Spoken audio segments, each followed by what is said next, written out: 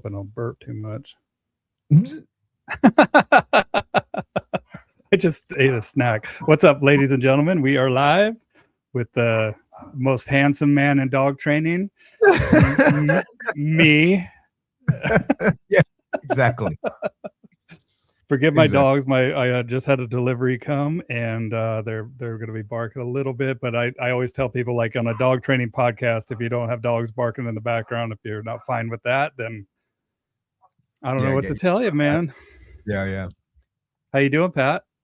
Matt, I'm wonderful. How are you? Doing wonderful as well. I'm going to share this, and you should share it too, man. Yeah, I should do the same. Sure. That's the problem with the Facebook Live. We spend the first couple of minutes like, hey, people, come listen to us. Come listen to us.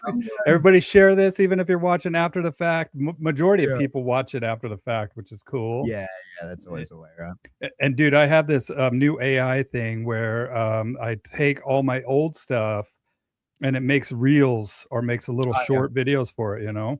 Mm-hmm. And so that's what's been happening. I've been testing that out. And dude, how come it won't say if I'm live here? Yeah, I was going to say, I don't see us anywhere. Oh, here we are. You are live. You see it now? Yeah, I'm looking at myself. Okay, good. Because that was. Let me share this. People are trickling in. Okay, let me see. How do I freaking share this? Hold on. Now the thing's talking in the background. Everybody share this while we're sharing it. I need to refresh it because it's not even showing up on my page here. Dude, it's not showing up. Yeah, I had to click your profile picture to get it to come up. That's wild, dude. But how do I share it off of this? Hold on.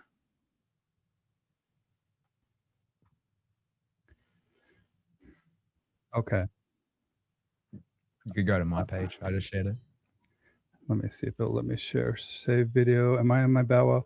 Sorry, ladies and gentlemen. We're figuring out this new social media. I'm going to go to Pat's page and share it off of Pat's page. Pat is in. I'll entertain everyone while you do that, Matt. I'll just. Is it? There it is. Okay. We are live.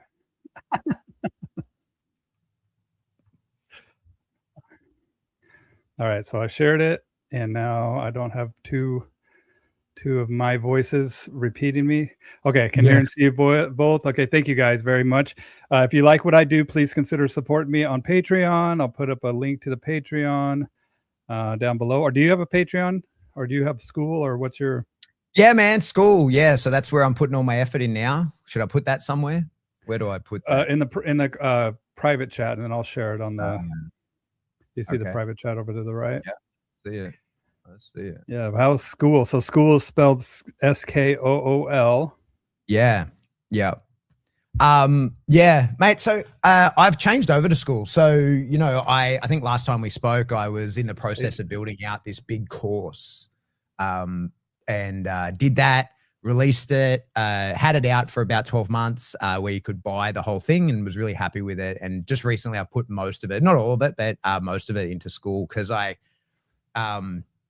don't know, I've never really been happy with the platforms, and when I was making this course, everybody was sort of, the business people tell you it's got to go a particular way. But as a dog trainer, I was like, nah, that's not how I want to pass the information on. There's a difference between what's good business and what is good practice. And I chose good practice. What I thought, well, I've been looking for good practice. And it turns out, I was wrong. I wanted to use this other platform in a particular way, and I was wrong. So school has been great. I'm loving it. It allows me to interact with people in a much better way. There's a big community section of it. There's for lack of a better term, it's essentially like having a Facebook group, but it's off Facebook. So there's no bullshit. That's kind of the good thing about it, right? There's no drama anywhere in there. It's just genuine dog stuff. And it's been really good because I can give people tiered access to information depending on how much they want to pay. It's a subscription. So, you don't have to put yourself in a hole to be able to afford it. And if you can't afford it, you can just bounce out, it's come and go as you please. You're not signing up. You're not on the hook for anything. And it's been good. I'm really happy with it, but we can talk about that later. Cool. Are you still doing, last time we talked, you were doing the online courses at the Serious Dog Business. Are you still doing those? Yeah. So that's what it is, right? So like all those courses that I've made are now in the school. So, like school kind of works in that it sort of acts like a web page for you, like it's your private community. And so it has like a community tab where people can talk back and forth. It's, it's a message board basically. And then there's a classroom. Yeah. So that's the website where like that stuff's still available. People can buy that, but, the school is probably a better option for people because it's a subscription now. So I can't, like, unless you're in there, I can't, I can show you on my screen, but it's got the classroom. So what it has is like a place to put all the courses. It's got a place to talk about it. There's even a map where you can see other members and see where they are in the world and connect with people. We've had people doing that. So I'm loving it. And I've decided to kind of go all in on that, rather than trying to drive people to, people, like I said, that what you just showed there, people can still buy those courses, and that's a like purchase it, own it outright, keep access forever. But the school is a subscription, like an ongoing thing. And I'm loving it because like I'm about, 5 months into it. And what I'm finding is it's the right amount of touch points. I'm always afraid of creating, like my big fear of, releasing too many online courses and stuff like that is like, I'm a real dog trainer. I want to train real dogs. You know what I mean? I don't want to spend all day sitting at this computer talking about it. I do a percentage of that, that's fine, but I still want to get my hands on dogs. And I've been really scared of backing myself into a corner of being too on the hook to review videos and talk to people and stuff like that. There's only so many hours in the day, and I still want to be able to do real dog training. But what I've found in the school is it's been great. It's the right balance. There's the right amount of touch points. So as people are working through the courses, they can contact me. We can discuss, like there's group calls we do. There's weekly sort of video review sessions that people can ask questions in the forum. It's awesome, man. I'm really loving it. And like my goal, like I'm a very good dog trainer, but I'm an excellent teacher. And so that's my goal is like, I want to bring people into there, and no matter what your plan is, like, you might be a dog training enthusiast with your own dog or a professional dog trainer. I can usually, offer something to everybody in there in that, like I said, I'm not the world champion. I'm not like a savant dog trainer guy, but I'm a very good teacher. And so I can get you as good as me pretty quickly. You know what I mean? And so that's the goal of the school, is to upskill people to a really high level where they really understand what they're doing with dogs as quickly as I can. But I don't want to just keep like, I don't want this to be an ad just for me, but that's what I'm up to. And if you guys want to know more, I put up a link for school right here. Cool. Serious Dog Business. So to click on that, make sure to tell them that Bow Wow Bill sent you so I can get a little cut of it. No, just kidding. Well, no, for real. So this is one of the things, if you can believe it, in school. So if you're in my school, if you get a private link, and then anyone who joins from that, you get 40% commission. That's a setup that you can put in school. So like, yeah, that's what I mean. So like people can bring people in. That's why I'm going all in on this. I think it's a fantastic community-based thing. But yeah, so if you were in there, Bill, you could be getting 40% from everybody that comes in right now. We might have to chat a little bit later about send me up a private link. So I was just talking with Larry, and I've mentioned this before, and we talked about teaching people. And since you are a great teacher, I know that. What makes, and a lot of these podcasts are geared towards people that train dogs and are teachers themselves. In your opinion, what makes a great teacher? Well, you got to care that people get it. You know what I mean? So like, you've got to actually want people to understand the info. I've been, to plenty of things, and I think sometimes we get too many dog trainers that are sort of treating their engagement with people much more like a college professor would, and much less like a kindergarten teacher.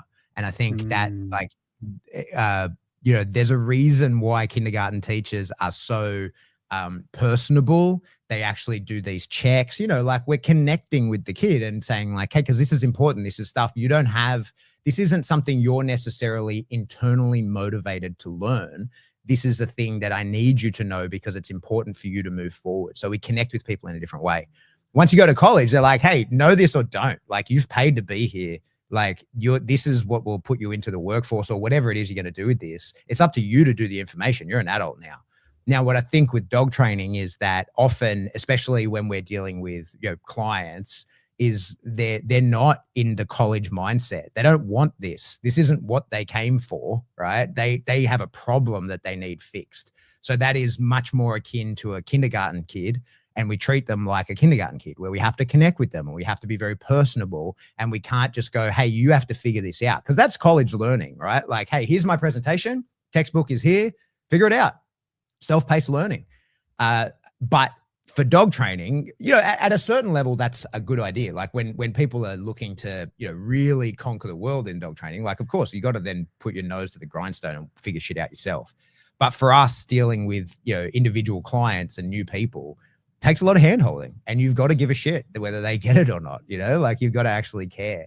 And so for me, I posted about this recently. Like I do pride myself on teaching, and it's not necessarily something that is just natural or intuitive to me. I've spent a lot of time learning how to do it.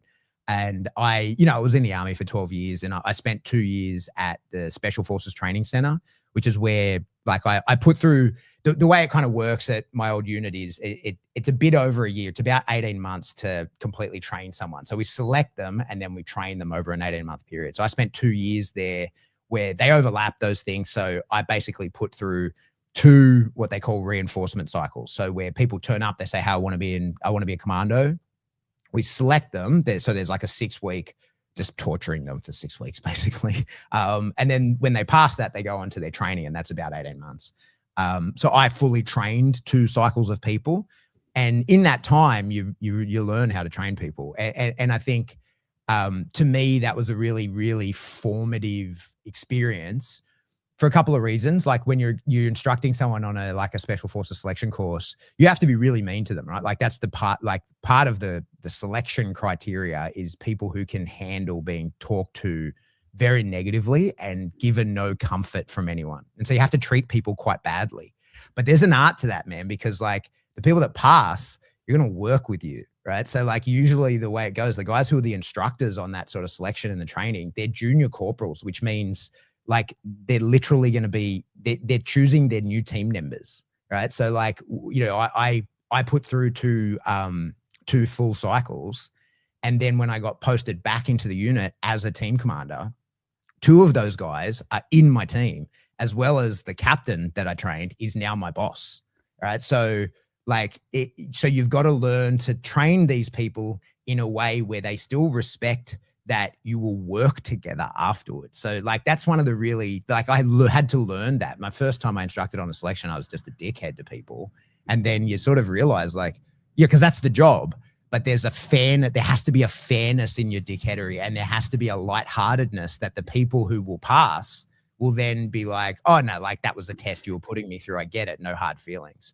Because there's people who on my selection course who like 25 years later I still hold some resentment towards because of how much they enjoyed treating me badly. Whereas there's other people who I love who were instructors on my selection course who I knew who treated me, put me through the ringer just as badly as those people, but did it from a different place and with a different intention. So that to me was like a big formative sort of thing on how you train people. You've got to be able to be stern and fair and clear, but also nurturing. That's what you're doing, right? Like you're there to make sure people understand this stuff. And that to me is a tightrope walk that I think I've gotten pretty good at these days.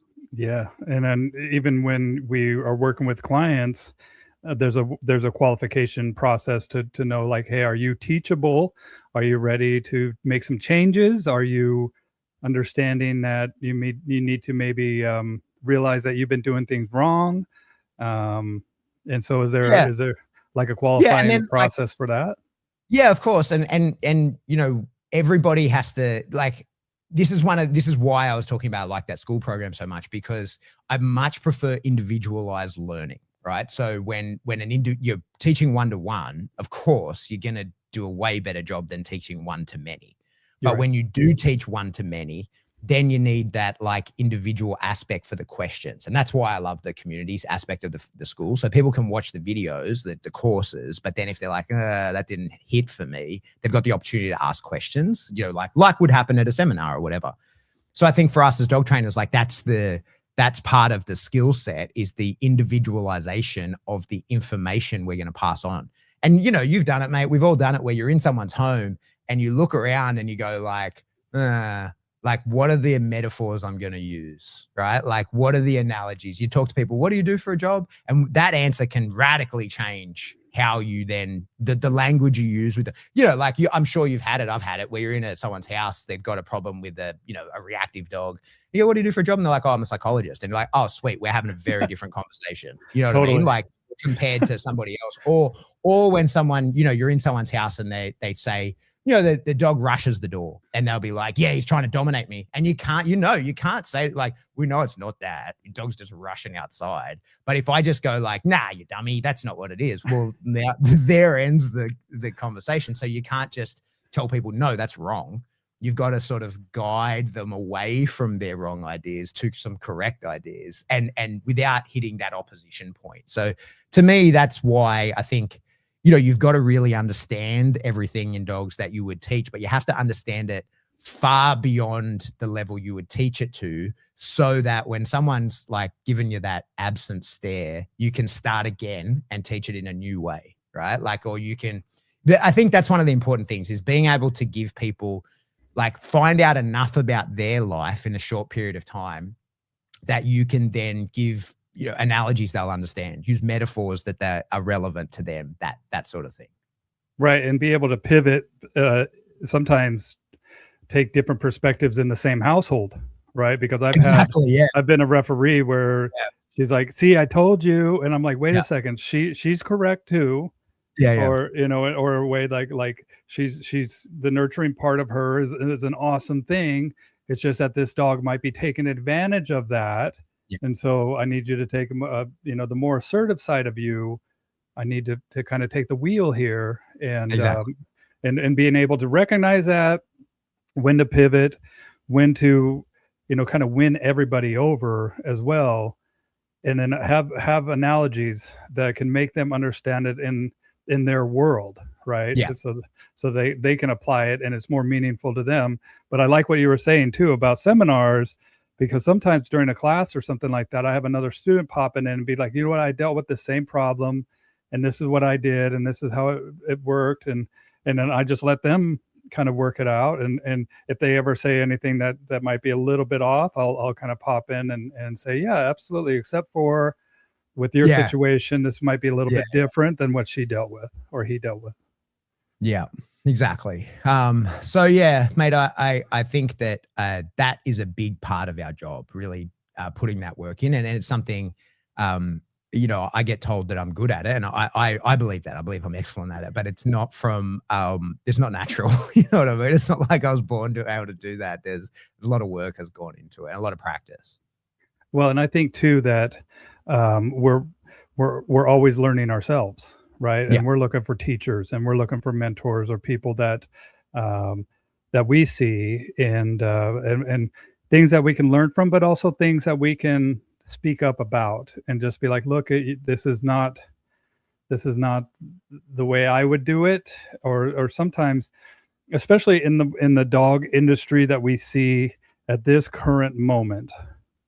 And I know that there's always been kind of infighting and sides. And I think that it's natural for people, no matter what industry you're in. I see it even in like, I blow glass and I belong to like a couple communities of glass artists, and they fight about stupid shit. Like who invented this technique? How long do you put this in the kiln? Like just different things. And I'm like, man, this is the exact same. And I think it's just human nature for us to kind of get into these little tribes. Yeah. And so the difference for us though, mate, like, cause I think about this a lot, right? Like this is something I've spent a lot of time thinking about. And I'm the same. I've got other hobbies, some I talk about, some I don't. Like an example, one I talk about is cameras and shit, right? Like I'm into photography and stuff, or videography. And I'm in same deal. I'm in heaps of forums of camera stuff, and there's just as many fights. People arguing over, like there's people want to punch on over what brand of camera they use. For Sony and Canon are at a war. I'm talking to you on a Canon camera using a Sony interface.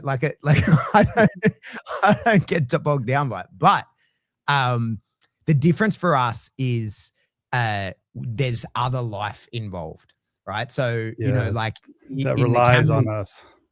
yeah. So in the camera world, you know, if I'm talking to you on a Canon camera, if I get the shits with that thing and smash it against the wall, like, and just throw the baby out and say, nah, I'm changing to Sony, the only thing that's damaged is that an inanimate object, right? But like when people have the hissy fit or do something unethical to a dog, now there's a real being that suffers. And I think that's why when we talk about interpersonal drama within industries, I think it's why we sort of rise to the top. We're not the top. Horse people are worse than us. You hear that, like Heather? I'm tangentially aware of, you know, like there's just as much disastrous infighting in the horse world as there is in the dog world. And I think that's a large part of it, is that, you know, people care truly and deeply about animals and their animals and not just their own, but the entirety. You know, I care deeply about, I love my dog with all my heart, but I have love for all dogs, you know?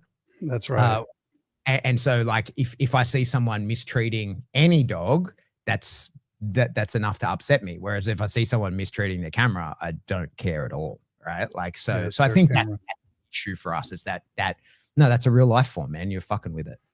Yeah. Well, and they are, I mean, they're sentient beings and they have wants and desires, and we have higher intellectual capabilities.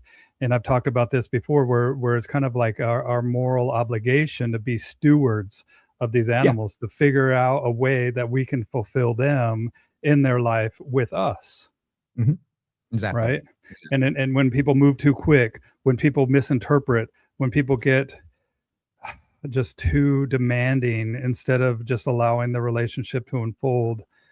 I mean, I use the analogy of like being on a blind date, or you know, somebody that's trying to kiss you, or somebody is trying to, you know, make unwanted advances, or being a creep, you know. And I see kind of parallels to that of dog trainers and people that are, when I say move too quickly, not just move too quickly with the particular dog that they're working with, but move too quickly with their skill base, and not allowing for the learning process to unfold and to get a true understanding by processing the information, not just consuming it.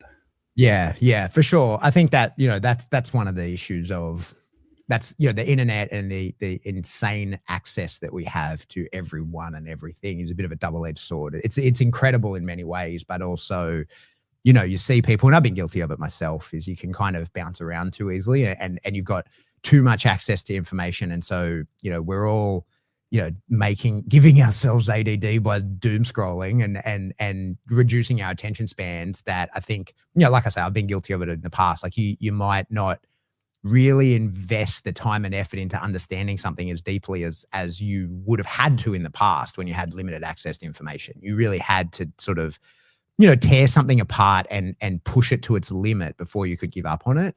And now it's very easy just to sort of give something a glance and be like, nah, next, right? Yep. And then I think what we sometimes see, and again, you know, I've been guilty of this, everybody is, but you see people putting together a conglomerate technique of the wave tops of many other techniques that they don't really understand. And so, you know, you get people bouncing around, never actually achieving anything or committing to anything that allows it to be achieved. Yeah, just surface level stuff. Like, oh, okay, and assuming that you get it, and not realizing that this thing it's like an iceberg, man. Like just the tip of it is all that you see, but the body, the vast majority of the body of this information is underneath the surface, and that takes some discovery. You guys share this. Let me hit the comments here real quick, and then you put up I wanted to get to the questions that people asked. Yeah, get in the medical field. Whoops, people get in the medical field. That's really fun. Yep, and we got a life there too, right? What's up, Larry? Larry's here. Hey, Larry. Yep. So we got the beauty. I haven't spoken to Larry in a long time. Larry's doing I've been a little bit sort of removed from like the social media dog world. I've been sort of head down, bum up, doing other stuff. So I'm kind of That's why I recently I was like, what's happened? Like there was massive. I paid attention for a minute and realized like, oh, everything's on fire. What the fuck is going on? Yeah, there's a lot of moving and shaking, and I wanted to talk about maybe some of this moving and shaking too, because what do you and I don't want to get too deep into this, but I want to get into, because you and we met at an IACP conference. Mm-hmm. And the IACP is something that I've held near and dear, and I've attended so many conferences, and I think that something like this is very valuable to our industry.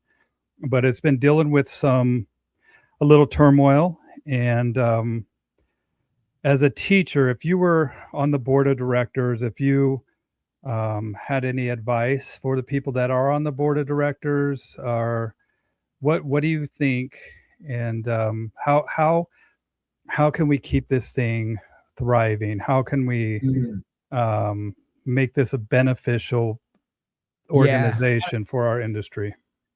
I'm not sure, mate. Like I joined the ISCP in like 2017, 18, something like that. I think I met you in 2018 at conference or 17, I can't remember. I've been a big supporter of the ICP. I have, tried to drive a lot of people to it, especially Glenn and I on the podcast. We've really tried to push it a lot.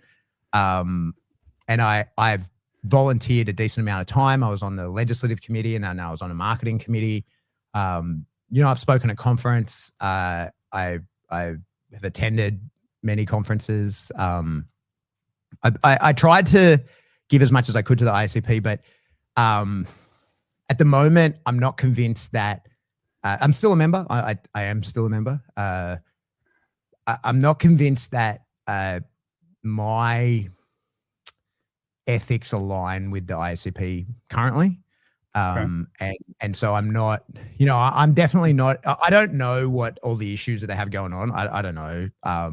I tried pretty hard to contribute to the ICP in the past, and then it got to the point where I was like, I don't think I'm actually having any effect here. And there was a resistance to change that is fair, The other thing I think as well is like of the IACP is like the I is not, has never really got going. Like we tried to get more international involvement, and it's kind of tricky to do that, like it's a small, like comparatively, it's a small organization. When we're talking sort of multinationals, like it's a tiny one.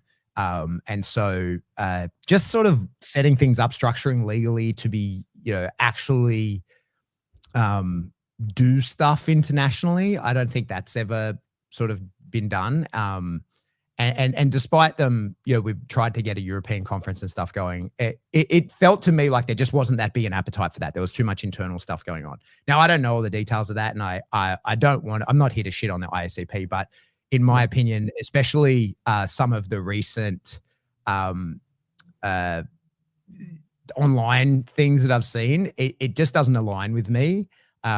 Especially like I don't get involved. I try really hard not to get involved in trainer wars. And what you won't see of me is me like stitching somebody else's thing and then me calling them out on their training.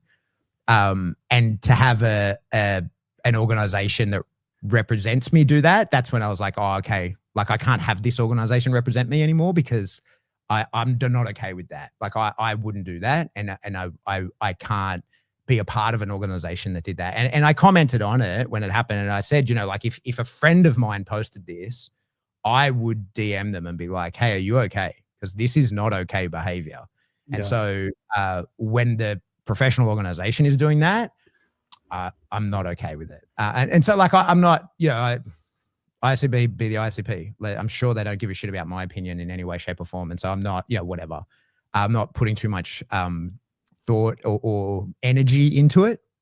But I think to me, that's the sort of, that to me is really important, right? So, I'm a bit of a hippie these days, and I believe really deeply in the idea of where attention goes, energy flows, like I really, truly believe that. And so the idea that of looking internally and calling out like doing back at like I just can't be a part of that. Like I can't. And I know for many people that's a marketing strategy and that's how they run their individual business. Like cool, whatever. Like that's your call. I don't want to do that. And like I said, I can't be a part of an organization that does that. So we'll see what happens from here, I guess. Yeah. I think that they have an opportunity to kind of reevaluate, and I hope that they do. And just like Larry says, you guys don't have an NRA down there in Australia. We got the National Rifle Association, huge proponent for Second Amendment rights here in America, and we have a few more of those. And that's what he says is like it's kind of like our NRA in the dog industry, and that's where we need to reevaluate their position, who they represent, and bring in more members in a way that is beneficial, not ostracizing, and starting these little trainer wars. And that's what I saw, that I was very disappointed in seeing, because I do love and I know the value that I've received personally from this organization, and know that when the last conference that I did go to was amazing. And I'm looking forward to going to the next conference in California. And that's where I definitely was contacting you, asking if you were coming, because that's where we hung out, and I thought maybe last year that you guys would be coming to the next one. And so I'm sorry to see that you're not going to be attending, but I hope that things kind of get ironed out here and we get on a better path, that someday we'll attend it's possible. one together. That's the thing with these organizations. They're run by the people that in a change of board or even just a one extra person on it, like it could be a whole nother beast. You know what I mean? Yes. Like the whole thing could change. And so like, that's why I'm not throwing the baby out with the bathwater. I'm not saying like, fuck the ISCP. But to me right now, I'm like, that doesn't align with me. That like, and like I think for all of us, mate, like at the end of the day, the reason I train dogs the way that I do, the reason I treat people the way that I do is I got a pretty loud voice in my head, man. And like, I have to fucking keep the dude in my head. I have to keep him aligned because he'll fucks with me pretty hard if I don't. So when I go to bed every night, I have to have my conscience aligned, and that's all I care about. And he cares deeply about the way that voice in my head cares very deeply about how I treat people and dogs. It's why I do things the way that I do. And like I said, that keeping that voice in my head happy is far more important than me than the being a part of any sort of organization, and so like I said, we'll see what happens. Yeah. And I've never been a part, even when I met you, and in 11 of these conferences, I was never, ever a part of it. And I decided to join this year. And now that I'm a member. So you used to just go to conference without actually being a member? Yeah. I never was. Yeah, right. Okay. Yeah, right. And people were like, you can save money. And I'm like, I don't care. It's more important to me just to network. And I was just kind of this lone wolf. But now that I'm a member, I got a little skin in the game. And I'm just like, man, I feel the same way. Like the things need to be done differently. And I would love to help any way that I can by providing the opinion of what I would do in this situation. And the one thing that I would do is maintain, the priorities, which is gaining membership, growing the organization, and squashing trainer fights, not starting them. Yeah. Right. Yeah, absolutely. Yeah. And I think the last thing I'll say on it, because I don't want to harp on it, but when I raised some of my concerns about things that were going on, it was met with a lot of weird identity politics back at me. Okay. And I just was like, no, this has nothing, like, let's not make this a men versus women problem. Like, it was just gross. And so I was like, you know what? Like, see you later. I'm just not down for that. When someone said to me, like, how dare you question a woman's decision on something? I was like, no, I'm questioning an organization. If the person in the seat is a woman, that makes no difference to me. But I do have the right to question the actions of the leadership, regardless of their gender. And so to me, that's why I was like, you know what? I'm just not playing that. So I'm going to go train dogs over here and have a good time. You can do whatever you want over there and have whatever time you like. Well, and realize that the people that make up this organization are a bunch of eclectic people that are doing marching to the beat of their own drum, and anything that's going to turn them off is really going to turn them off. And I just think that we need to reevaluate and reposition, and maybe if somebody like even Larry just says training director needs to step down, maybe, you know, or many will leave. But I think that if somebody steps down and says, hey, my bad, let me step down, and then come back later, or I don't know what should happen, but I just know that I have had a lot of benefit from this, and I don't want it to go away, dude, and I don't want it to turn into something gross. Yeah. I think you know, as balance trainers, we absolutely need top cover. We need top cover. We're our heads are on the chopping block very often. And so maybe an organization like the IACP needs to re-roll away from education. I think that's one of the tricky parts about this. You know, like a lot of these professional organizations are sort of framed around education.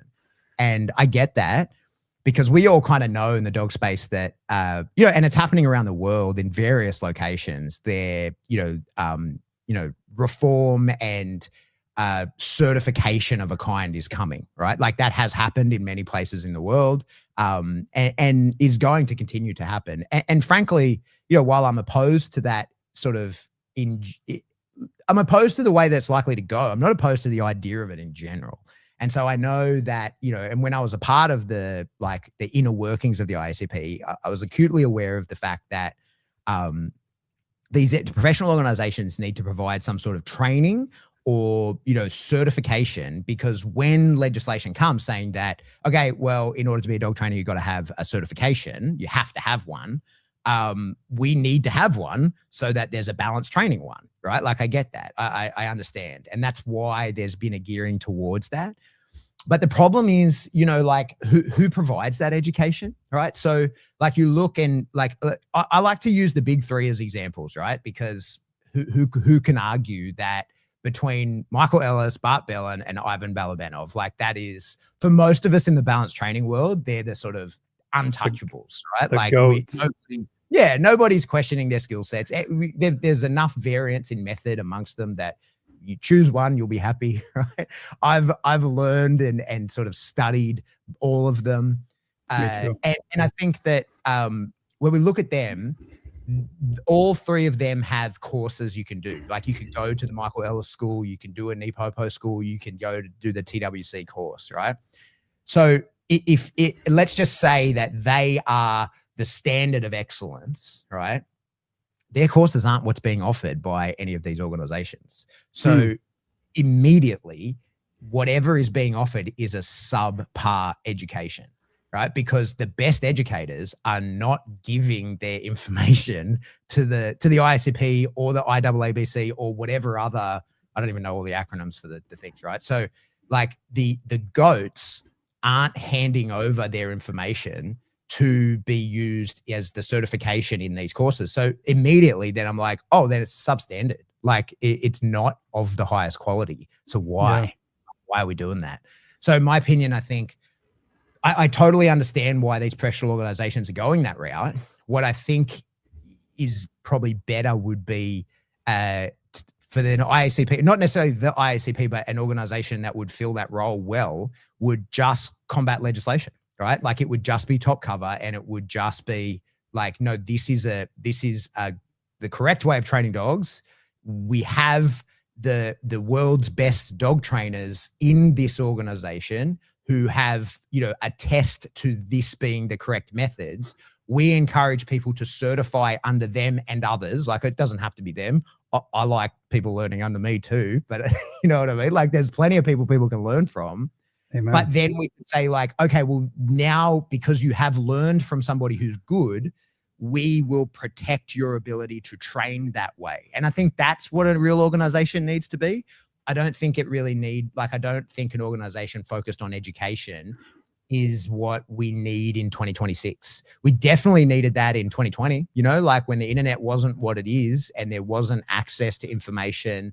And, you know, you remember, like, I don't know how long you've been doing this, Bill, but surely you'd remember like the order the DVDs off Learberg days, right? Like when I got a big old stack of them. Hold on, let me. Well, like, and when I talk to Glenn about stuff like this, he remembers the order the VHS. I mean, I know they're not you all know DV, they're not all Learberg, but look at, dude, these are all first aid dog tread shading antlers. Yeah. You know, you remember, and like Learberg would be like, you copy my shit, and I'm gonna blackball you or blacklist you. Dude, I remember that. Yeah. My favorite, truly my favorite. I hope Ed sees this one day. Like my favorite part of any of the Learberg things, I've watched it all, right, is in the e-collar one where Ed, you can tell they're filming on old school tape because Ed accidentally blasts himself with the mini educator and doesn't like retake. They're just like, no, keep rolling, we're good. And that makes it into the final cut. So, you know what I mean? Like, I think that's where we're at. I think that the access to information and a like incredible high quality education is available to everyone and actually for free. You know what I mean? Like, I was sort of back and forth a little bit with someone online the other day about how, like, you don't need to pay anyone. If you want to get really good at dog training, you just have to put in the work to find the info. Like, if you want to pay me, I'll show you where all the info is, right? Like, I've got it all laid out. When you pay, you accelerate it, right? Yeah. But like, if you got no money, if you got no money, but you have some fucking grinding, I'm surely I'm allowed to swear, Bill, right? That's okay. Yes. If you've got some grind in you, you'll get it. You'll get it for free, right? Like, just put in the work, find it, or pay one of these people and they'll hold your hand and walk you through it. But there's heaps of access. What we don't need is a professional organization saying, this is like, again, one of the reasons why I have never tried to, and I don't want to ever try and get any sort of certification going, right? Like, and have a registered thing. And like, so in Australia, like the course that Glenn used to teach, the NDTF, like that's a real course. You end up with a certificate for or whatever. Like, it's the government recognizes it. It's not it's not like, oh, Jono has a printer and he printed you out a certificate. It's recognized by the government. It counts like towards a degree. It's a course, right? But the problem with having stuff like that is you can't change that stuff. It can't be dynamic. And that's why I never want to do it. Like, as an example, there's plenty of dog units around the world who they have to teach, like, here is our outdated methodology. And to change our PAM, like the booklet, the TMP, the what's the civilian word? The course outline and structure and the modules. Yeah, the curriculum, but like what you'll be assessed against, right? Like, what is it that we actually have to know? To change that in a real course is hard, right? Like, it is not an easy thing to do. So you can't dynamically learn. You can't, like, the instructor, the writer of the course can't learn something new and go, oh, that's better than what I was doing. Let's work that in. You know what I mean? Totally. So like, if you're doing some sort of institutionalized course, you are not at the cutting edge, right? So like, I think that's one of the issues is we need to be able to provide like dynamic changing of this kind of thing, which all of us that have our own courses can do, right? Like you can just change the modules because it's just yours. Now, of course, that doesn't mean that there's a national standard, like there's more to talk about in that space. But that's why I'm like, that's what I think that we need is less focus on education, more focus on giving people the ability to do it, right? Like, more focus on legislation. Yeah, and when I look back at Larry's analogy that this is like the NRA, and I'm looking at what they do, and that's primarily what they do, is they focus on legislation. If you want a gun safety course, and here's a little thing that we offer, but it's not the main focus of it. And driving membership is the main focus, and showing what the membership has resulted in, and being like, look, this is what we've done. This is how your membership benefits dogs as a whole. I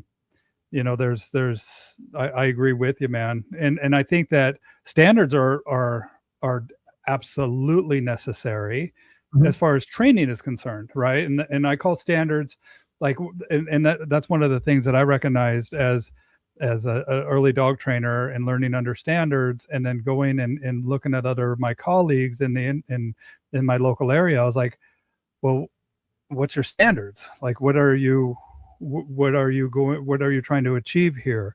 And I say standards are like checkpoints in your relationship, because once you've achieved this standard, then we can move to standard number 2, number 3. And a lot of people, I think I heard you say that, a lot of people want to get to step 10 and they haven't gone through 4, 5, 6, 7. They've gone through 1, 2, 3, 8, 9. And now there's a vacuum in there of nothing. That these standards a lot of times build on each other, and interlock. And the beautiful thing about what you said about working that in too is like, oh man, like I love it when I learn something. I'm like, oh dude, I'm using that. That's something that has just changed my whole approach. Right. And especially with punishment, that's what it reminds me of, is like, I thought that punishment was one thing until I've learned from, just conversations. I haven't taken Ivan's course. I've taken Bart's course. I've learned from Michael Ellis with some of his online stuff. But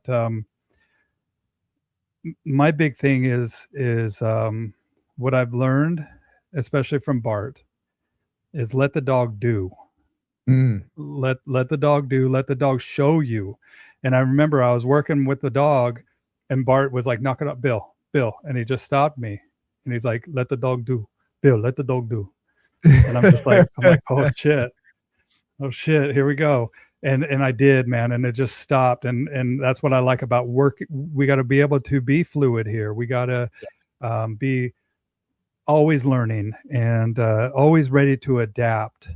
But also leaving the bullshit behind and realizing, okay, cool, this might work for this particular dog, and having that eclectic knowledge base of the more knowledge that we have, the more we can apply in certain situations where that dog or that case that human might benefit from, and knowing expectations of outcomes, and knowing how long this will take if we use this, if we go this course or if we go that course, or, does that make Bill for ICP president? No, dude.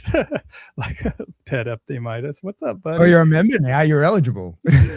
No, I'm not. I don't have the time. I mean, that's the thing, is like, that's one thing that I do respect, is that these guys put in a lot of time and effort. And that's why I love, and I don't want this to go away. I want to figure this out where we can fix this, because it's something that we need as far as balanced trainers are concerned. And I want to bring harmony. I want to bring back that magic that I've experienced, when I met you, when I first looked at you in the eyes, and I was like, oh my. Yeah. Sorry, dude. It makes me laugh. Like there for sure has been a big shift in the industry, for sure. So I'm not sure that it's necessarily just us. I think that I've spoken about this a few times. I think that one of the reasons why there's a lot of increased hostility and resentment in the dog space is because of short form content. I honestly think that short form vertical content is really responsible for that, because what we see now is there used to be a lot more conversations that were private. So, like dog trainer forums, this is why I'm so happy with the school that there's the forum there, because you can talk, because most forums are kind of dead, like people aren't having meaningful conversations in them like they used to. And so what we see now is with a lot of short form content is people have, they have these like back and forth trainer wars, right? Where they're stitching each other's stuff and going back and forth. And the problem is it's always performative, because people are then posting that to their own audience. So it's very hard, I'd like to think that I can do it, but I think it's very hard. I think it's very, thanks, Larry. But I think it's very hard that people change their mind publicly, right? So like people do it, but it's hard, and that requires eating a lot of humble pie. And like I say, I like to think that I could do that, but the reality of when you put on the spot is sometimes your own ego doesn't allow for that, right? Like, and it's a protective. It's normal. Whereas privately, people can be convinced much easier, because I'm not having, like, if I, we know this, and that if you hold on to something truly and you believe it to be true, become a part of your identity. And when that turns out to be incorrect, that part of you has to die, and that can be a very uncomfortable thing to do. That's the transition that a lot of people are uncomfortable. Everyone is uncomfortable doing, right? Yes. And the more you do it, the more you go with it. And that's why, you know, like I dropped all the labels. I don't use any brands or anything anymore, because like I don't want to be tied to any like I have to do things a particular way. I don't feel like I have to. I just want to sort of do things however I feel like is appropriate at the time. And that way, if I get corrected, if I turn out wrong, I can just change. So what we see is with the rise in short form content, because that sort of came around in 2020, it was the same, like it was COVID, right? Like that's when that became a thing, short form vertical content. Now people are having these conversations, but they're having them in where neither has any intent to you know, let the other person turn out to be correct. I can't remember the word, like to capitulate, right? Like where you go, oh no, you're right, I'm wrong, right? Like just people just aren't going to do that in front of their audience. And so we used to be able to do that privately, but now that like, it's like you show your audience, I show my audience. And so it's theater. It's not an actual conversation, and no one's looking to learn. So I that's just a guess, like, but that's how I feel about it. Like, I think that has been a contributing factor to it. But the other thing I think is that the whole world is on edge. You know what I mean? Like everybody is, you know, like we don't have to get into the politics of it, because like I got no politics. I think they all suck, right? Me too. I'm on the side of burn it all down. But what I like, I think that so many people are so upset with their governments for so many fair reasons, and they've lost control of their lives in many ways, right? Like don't get me started on what's happening in Australia, but like, so people, there's no way out of that. A lot of people are simmering at a level of stress and a lack of control. And we know, like, it's part of the whole punishment conversation. Like the lack of control is one of the most aversive things that a being can have. Like when you're in a bad situation and you go, there's nothing I can do about this. That's a pretty shitty feeling. And so I think people, you know, are simmering at a higher level of discomfort. And then where they do have control, where they do have influence, they're exerting it, right? And so we see that in the dog training space. There's people like, okay, well, I got an audience.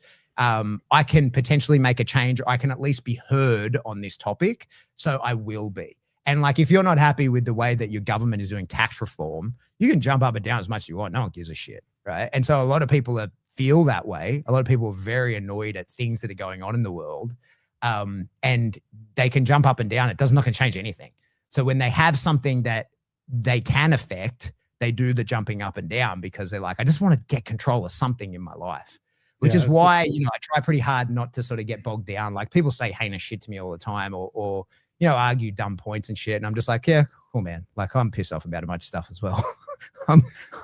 I've got a lot of misplaced anger right now as well. So you do you. Well, and it's, I think that it is a form of cathartic release.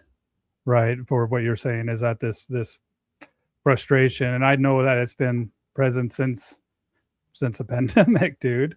Like we talked about this before we went live. Is like I've changed ever since that time, and my relationships have changed, and the way I interact with people has changed since that time. And I think that was something that happened in this world that is still affecting us today. And there's a lot of problems that we really don't have any control of. And then, dude, I never really thought about that vertical short, like that makes total sense, man. Like plugging this into a 2-minute reel, right, where I have to get as much of my point across as I can in front of my audience. In front of my audience. That's right. And the engagement, and seeing like, oh man, people didn't engage like this, like they did with my one before, and I need to maybe look at the one before I did and try to emulate or copy that, and so it's like clout chasing to a degree. It's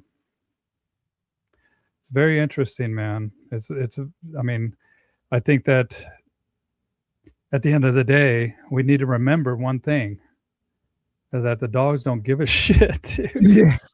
Like I could turn around and be like, hey, Trump did this, or like, you guys know that there's a war in Iran or whatever, and my dogs are like, cool, let's go run in the field. And I think we can learn from our dogs, but also apply what we know from ourselves. And like you said, like that is when we don't have control of a situation, when we don't have, and things are that we feel are starting to get worse. Well, guess what's happening with your dog, right? That they don't have control of the situation. They become reactive. They come parking at like my delivery driver that just came here today. All the dogs are like, somebody's here, somebody's here, not realizing that it's just a delivery driver coming in, dropping off a package. And then they're just losing their mind because they don't have control of the situation. But once it starts to get down to baseline, now they're all zonked out. Mm-hmm. How can we extrapolate what we're talking about now and apply it to what we do? I mean, to make ourselves better trainers or better stewards of these animals. Man, I think like, go chew on a dog toy. That's what we should do. Go get something and chew on it. Yeah. I think, it's trying to, I'll give you my weird spiritual answer. Is like, you have to align with your conscience, like,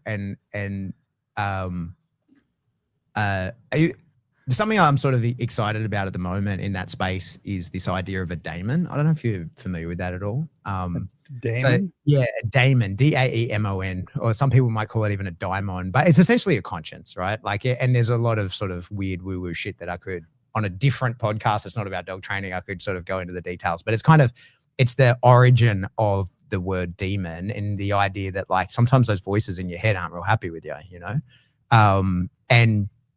and I think that's the way forward, is like stay out of the internal peril that can be created in your mind. And for me, like, although, man, I teach people how to train dogs. I don't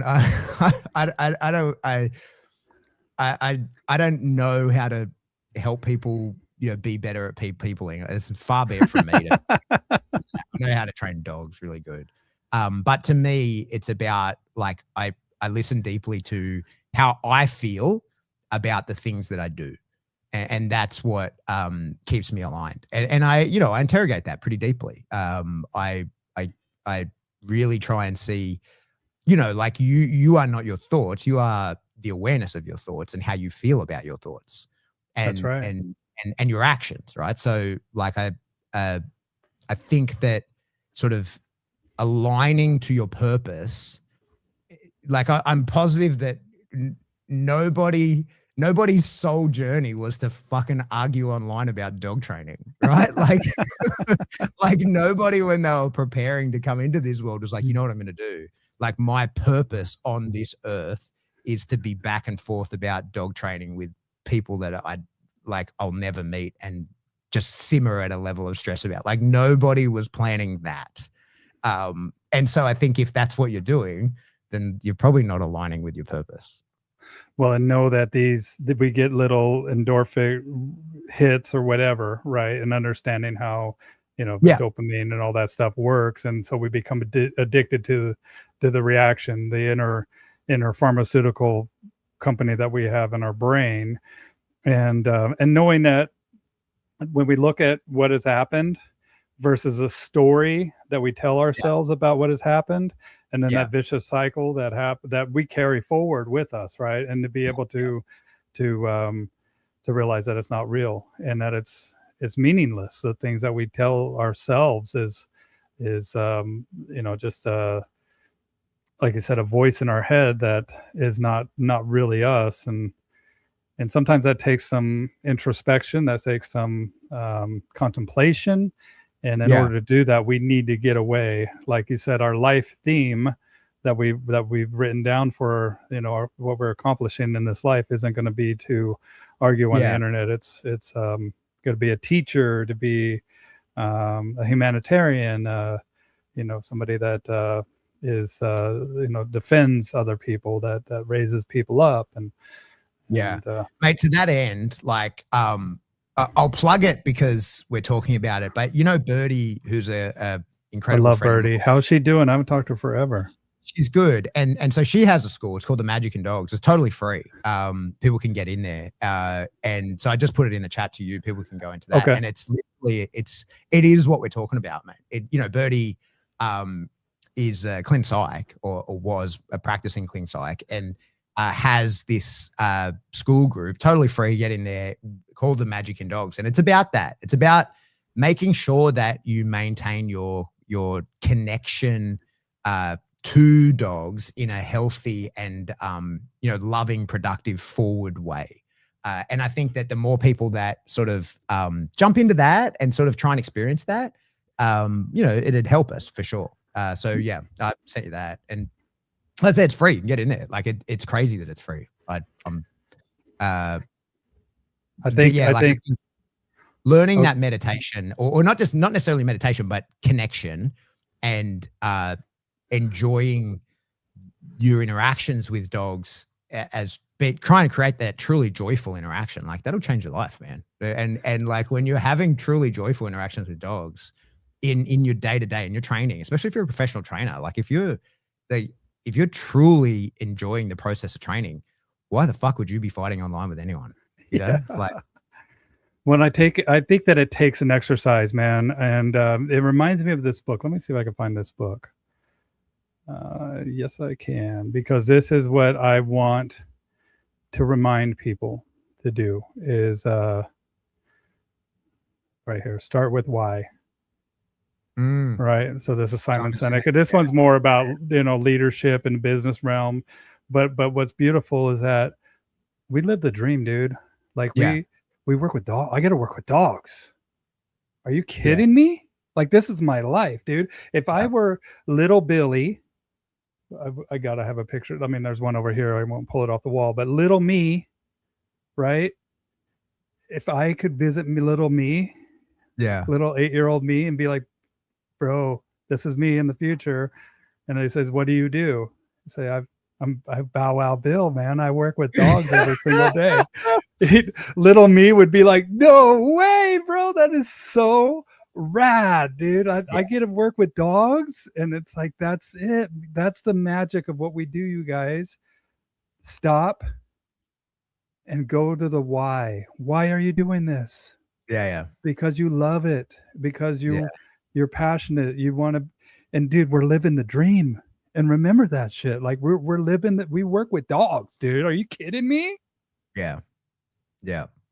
It's very cliched, but often enough, especially when things get hard, like when you're overwhelmed, when things are tricky, it's important to sit back and like I say, I'm aware of how cliched it is, but to actually think like, holy fuck, I am overwhelmed at the moment with the responsibilities that I begged for. Like I wanted this so much. I worked so fucking hard to get this, and now I've got it, and I've got so much of it that I'm overwhelmed by it. And like just reframing that thought process can really change your day. Well, hey, we got the dog walker rehab who's in the house, who's and you know what he says, the why for me is much, much deeper than dogs. You guys, if you're watching this right now, I want you to think about your why and type it in the comments. Let's see what pops up here. I literally pinch myself when I think about how I travel the world training animals. There's no better dream. Amen, Heather, my dear friend Heather. Right. And that's where we remind ourselves, man, like we signed up for this. Yeah. Oh, and totally. Yeah. We took the steps, and then we get into the minutia and the muck. And then pretty soon we start attaching ourselves with, these belief systems that keep us bonded into certain tribes, like I was saying, and where we need to just stop and just realize, dude, I love my life. I love what I do. I help people.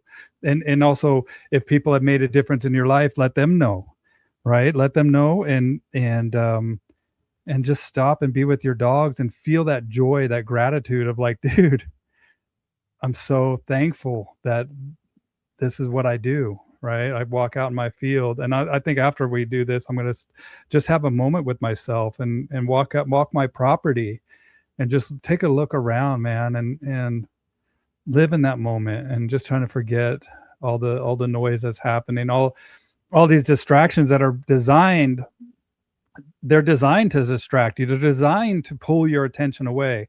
The algorithm that when we're looking at these devices is written to make you addicted to it, and we have to realize. And look, I'm guilty of that as anyone. It's one of the reasons why I don't gamble. I don't do any drugs. Like I tend to addiction easily. Me right? too, like, I'm dude. very aware of that.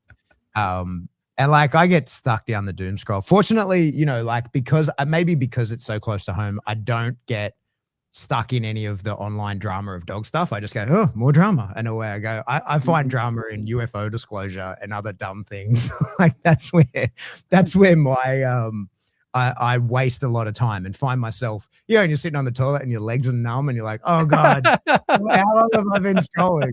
I can't afford this. Right? Ring around the butt. Yeah. Either of you ADHD?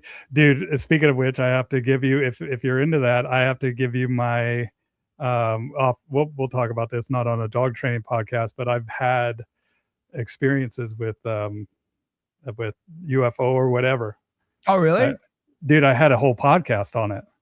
Oh, really? Cool. Where I interviewed people from like Stuart Swerdlow and all these people that were from like the Montauk program to talk about the experience that I had with you'll have to tell me about it someday. There's orbs of light, basically.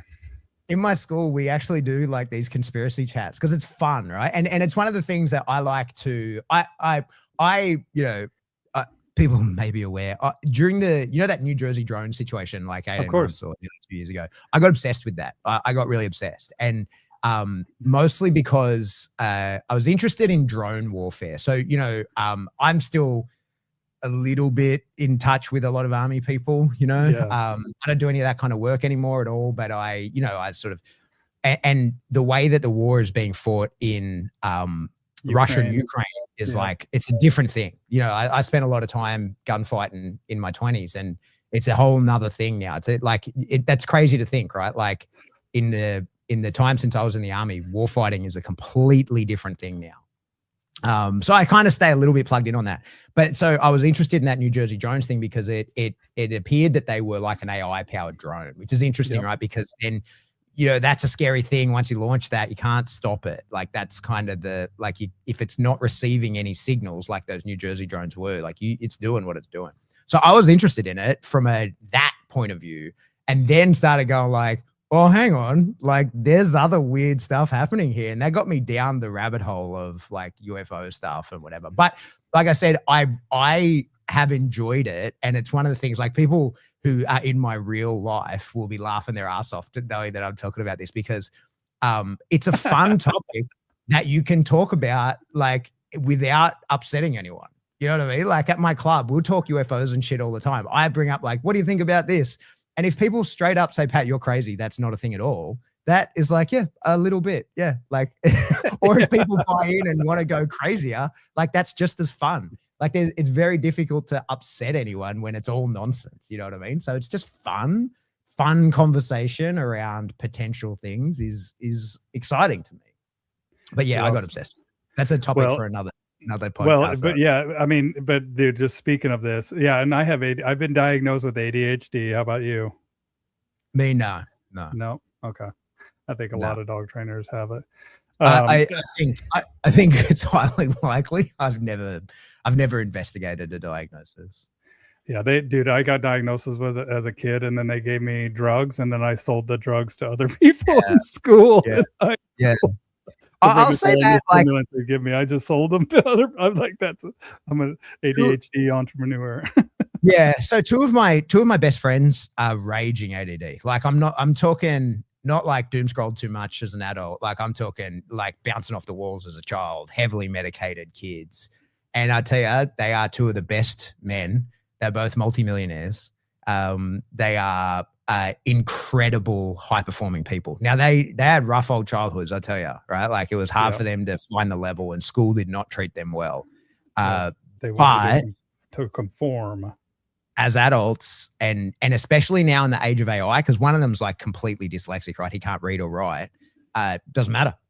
Like Doesn't matter with AI. Like, it doesn't matter even the slightest bit. He's submitting like giant proposals to government by just dictating it to AI, turn this into a proposal, right? And killing it. And because he's so incredible, and his brain just functions in a different way. So to me, when I look at, especially the my son's 10 and 4. And so like they got like a couple of their friends that like I can see like, oh, you're the bouncing off the wall kid. And I've said to a couple of them like, hey man, you got another tough 15 years max. But after that, I'm telling you, like you hit a level that no one else can reach, right? Right. Like your level of ability is a non-neurodivergent person cannot obsess over things like you can. And when you find the right thing to obsess with, you're going to kill it. You're going to be unstoppable.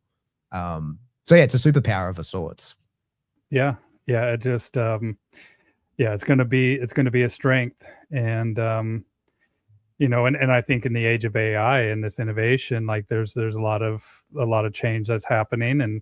And I listen to Elon and XAI and SpaceX, and dude, we're talking on his satellite right now that what is it, Starlink, right? That's what I have right here, and I've had it for many years. And dude, so a couple things, and I know we're not talking about dogs, but dude, you got to read this book, and it's called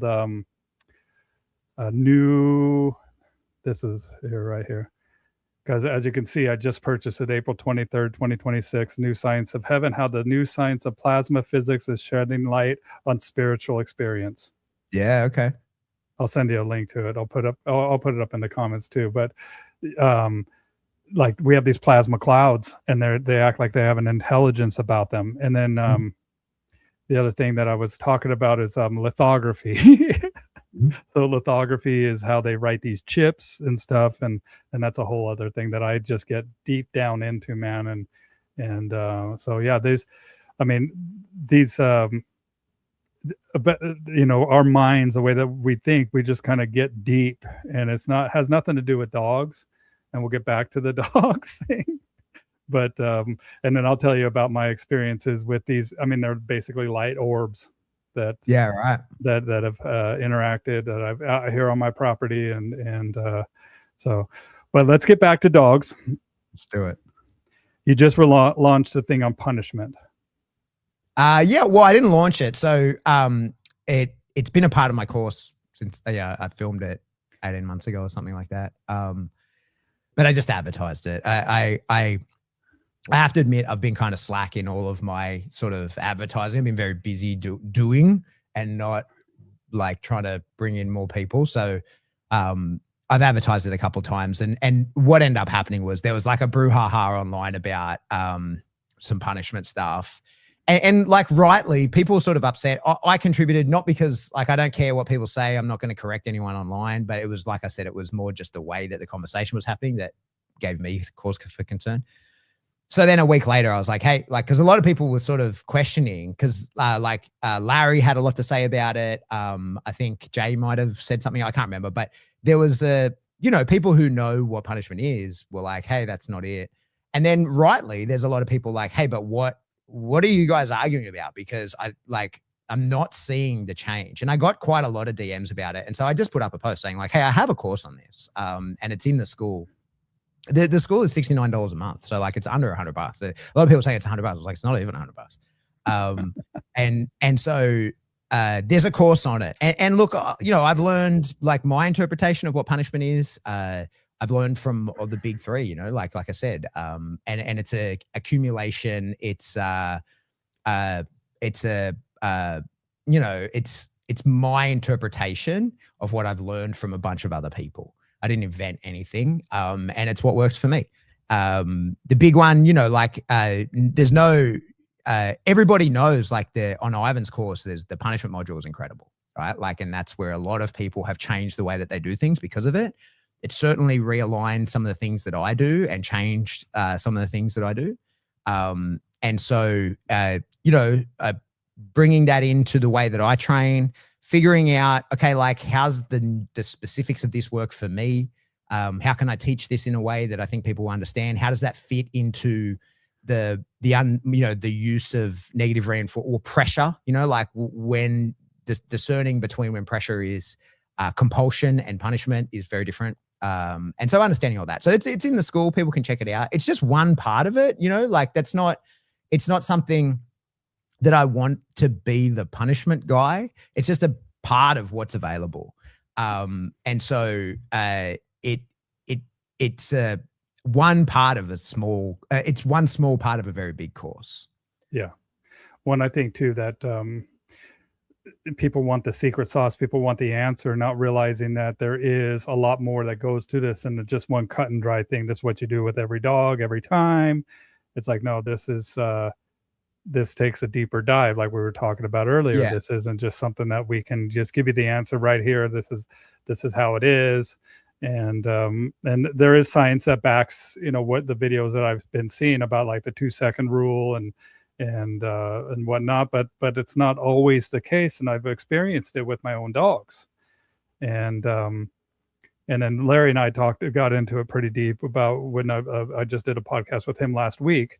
And then the reconciliation aspect of this and moving on and letting the dog, like I was talking with Bart, letting the dog show you, and not trying to stay ahead of this and to manage it. And the other thing is that I heard about no emotion. And to me, I'm like, well, and that's where I think that you're correct, Pat, with the short form and like a snippet of like, no, don't show emotion. It's like, no, don't allow your anger to get ahead of you, right? Like, like show emotion. That's why we're punishing in a way, because we see the benefit of the dog being punished. Yeah. So like, I think that's worth exploring a little bit, mate. Like the idea of emotion in dog training. So, we hear a lot of, people have a lot of opinions on that, and they all work, like this is the thing. When we see people who are saying do it in a particular way, typically it's not that they just made that up. They've had success doing it, or they've felt like they've had success doing it. And I have trained with people who, think you should train emotionally, like really show a lot of emotion to the dog. And I've trained with people who think that you shouldn't. I taught a whole seminar basically sort of, and again, it's part of the courses that I have. Like I've got this whole section on pros and cons where it's like, there's a thing called how do you show up for the dog?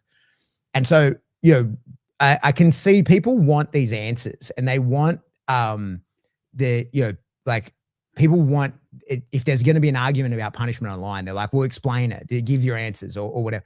But it's like I said, I don't want to contribute to this. My comment on it was like, hey, is everything okay?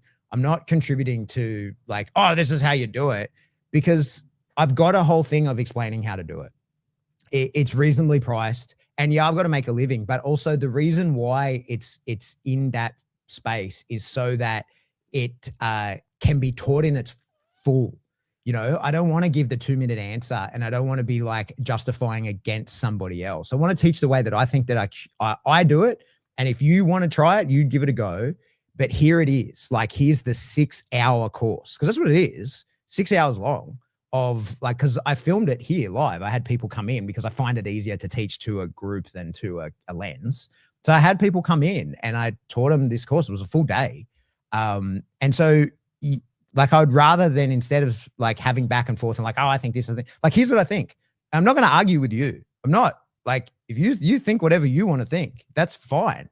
Like, here's what I think. And if you got questions, like if you're in earnest actually trying to understand it and you don't know what I mean, if I taught it incorrectly, or like if I used a terminology or word that didn't align with you, whatever, I can do the back and forth then.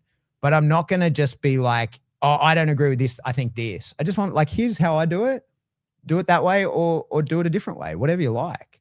But also like I don't,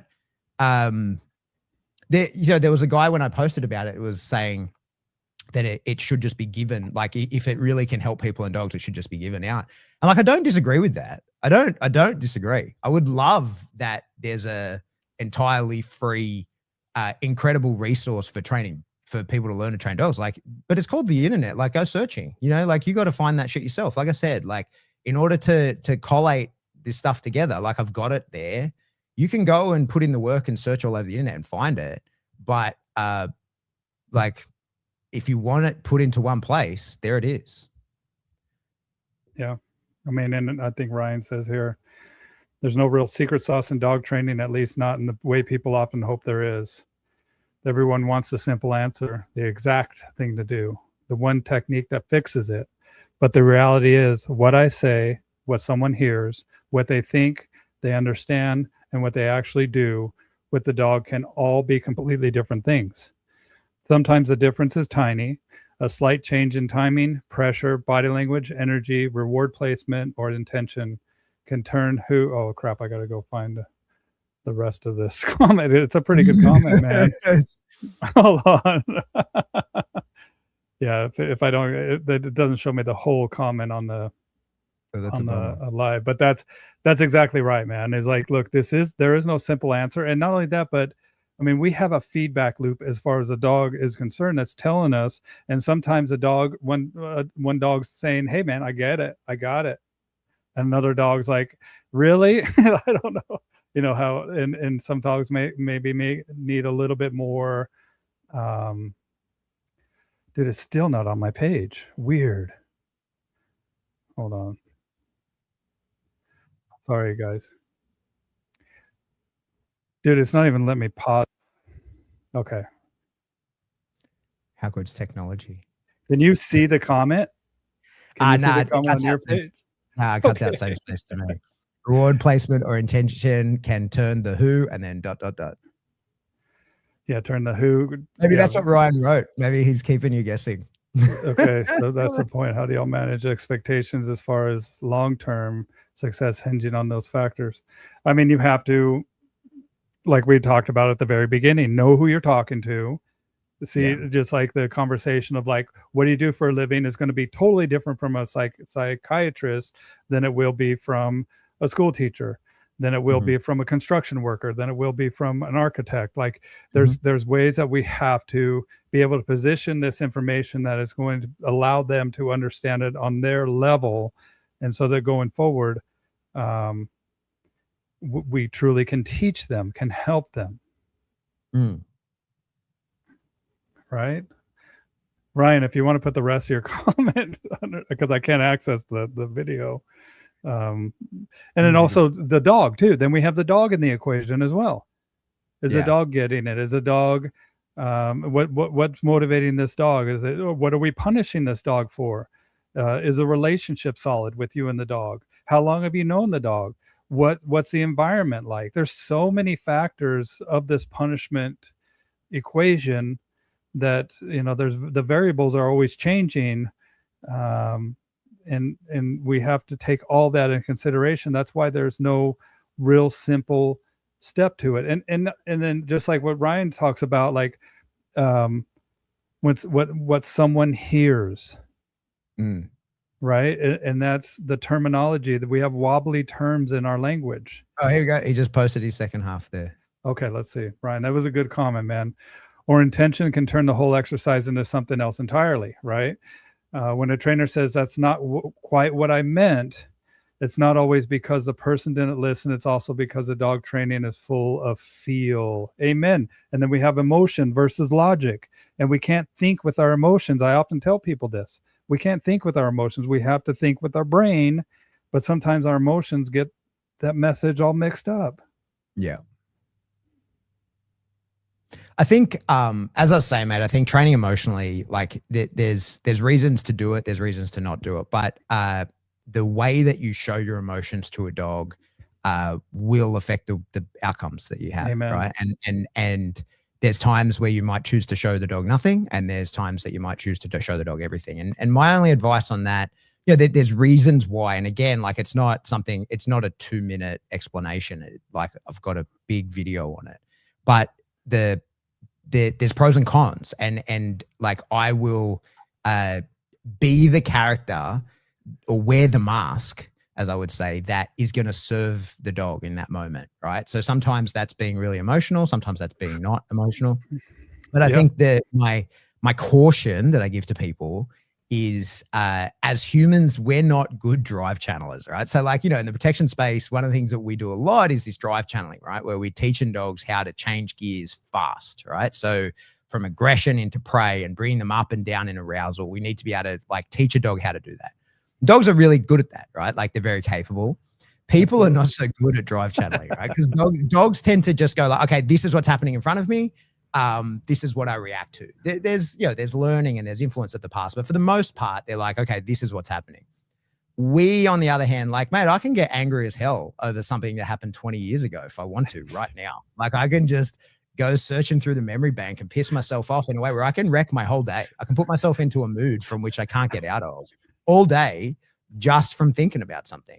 And so what I say to people is like, if you're going to use emotion in training, that's cool. And there's certainly times where I think that's a great thing to do. And I do that quite a lot these days. I try to be quite a lot involved in that. But you have to like be able to fake it.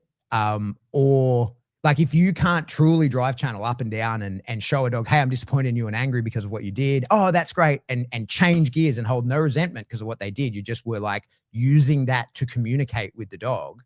Then fuck yeah. Like that's an awesome way to train. Like absolutely, that's an awesome way to train. But if you can't do that, like if once you sort of show that dog the like, hey, I'm angry, disappointed, sad, whatever, like once you go to that negative emotion place, if you can't turn that off at will, right, then you shouldn't turn it on. Or when you feel it turning on, you should probably stop the session, right? So like I'll show a dog, hey, I'm disappointed in you or I'm mad at you and all that kind of shit. But I'm none of those things, right? Like it's all like a show because what I am is supportive and encouraging, right? And so like that's how we're working towards the goal that we're working towards. But I'll do all the nonsense to make it seem like I'm feeling a particular way. And like to an extent, I'll display that. Like it'll be real to an extent. But I have to be able to change gears on that because like that's what I see. And it's one of the bigger things that concerns me, and it's sort of the elephant in the room sometimes on balance training is that sometimes people, before they'll give a correction, they have to get themselves emotionally to a place where the dog has pissed them off enough that they feel like they can actually do that, right? Whereas I'm like, no, like if you get to that point, don't do that. That's the time to stop. Like yes. You've got to be willing to give the correction just as a matter of fact. Like just as a completely operant, like the action you took led to this, and now you took a different action. It's totally different reaction. If you can't do that, then it's not the way to train. And so that's what I think. I think there's no right and wrong. There's lots of different ways to do it, and different combinations of doing it will work better for particular dogs and particular people. And so sometimes, like my own style of training can be really different depending on the dog that's in front of me. The way that I'll interact with the dog is determined by the dog, right? Like and for the most part, I'm working with the same kind of dogs for the most part, and so like they get them for the same, it's pretty similar. But now and again, like I'll have someone come to me with like a working dog that's been cooked, like a decoy has put too much pressure or he's lost a fight, and now he knows that he can lose a fight.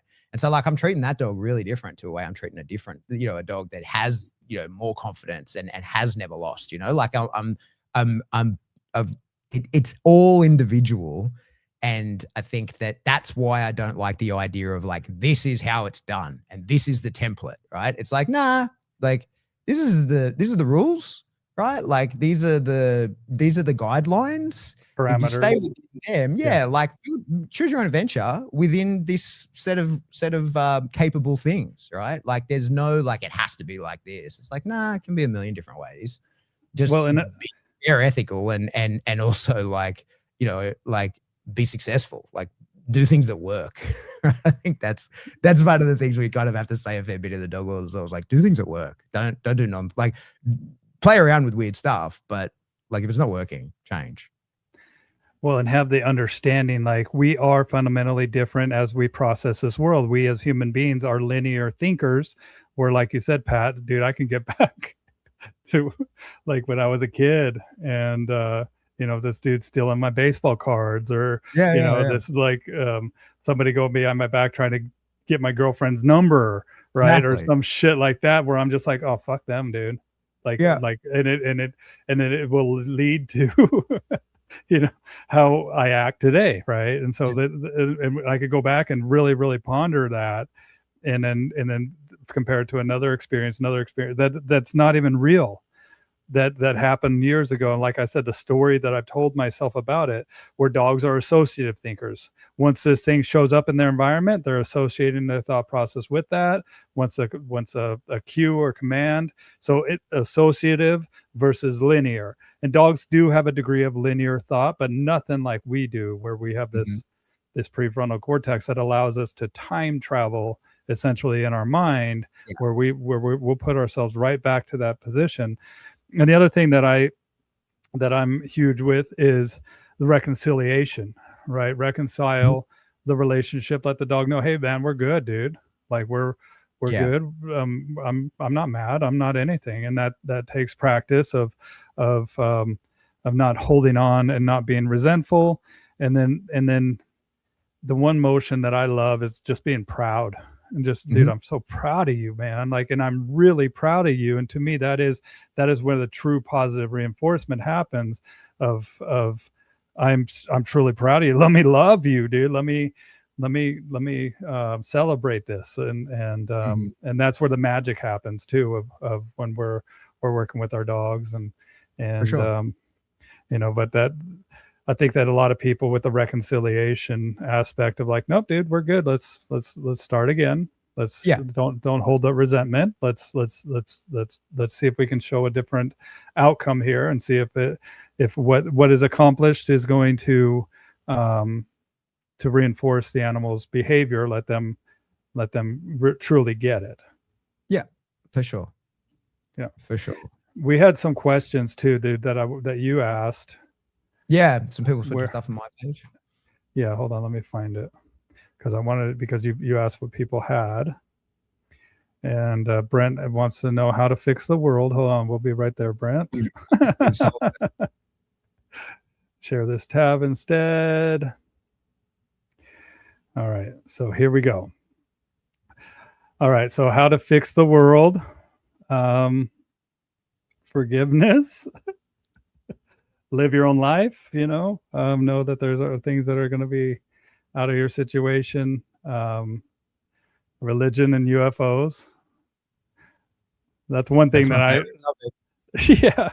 Well, dude, I'm Catholic, and I've really found my faith again. So I go to church every Sunday, and I pray. I have a totally different relationship with God, and I'm truly thankful for it. But one of the sacraments in Catholicism is reconciliation, where we go and we talk to a priest and we confess any sins that we've had. And I got to tell you, man, like I've been to therapy, I've been to therapists and all that, but there was nothing that helped me more than just sitting in front and just talking about bad things that I've done, that I could just sit and talk to a priest. So yeah, man, that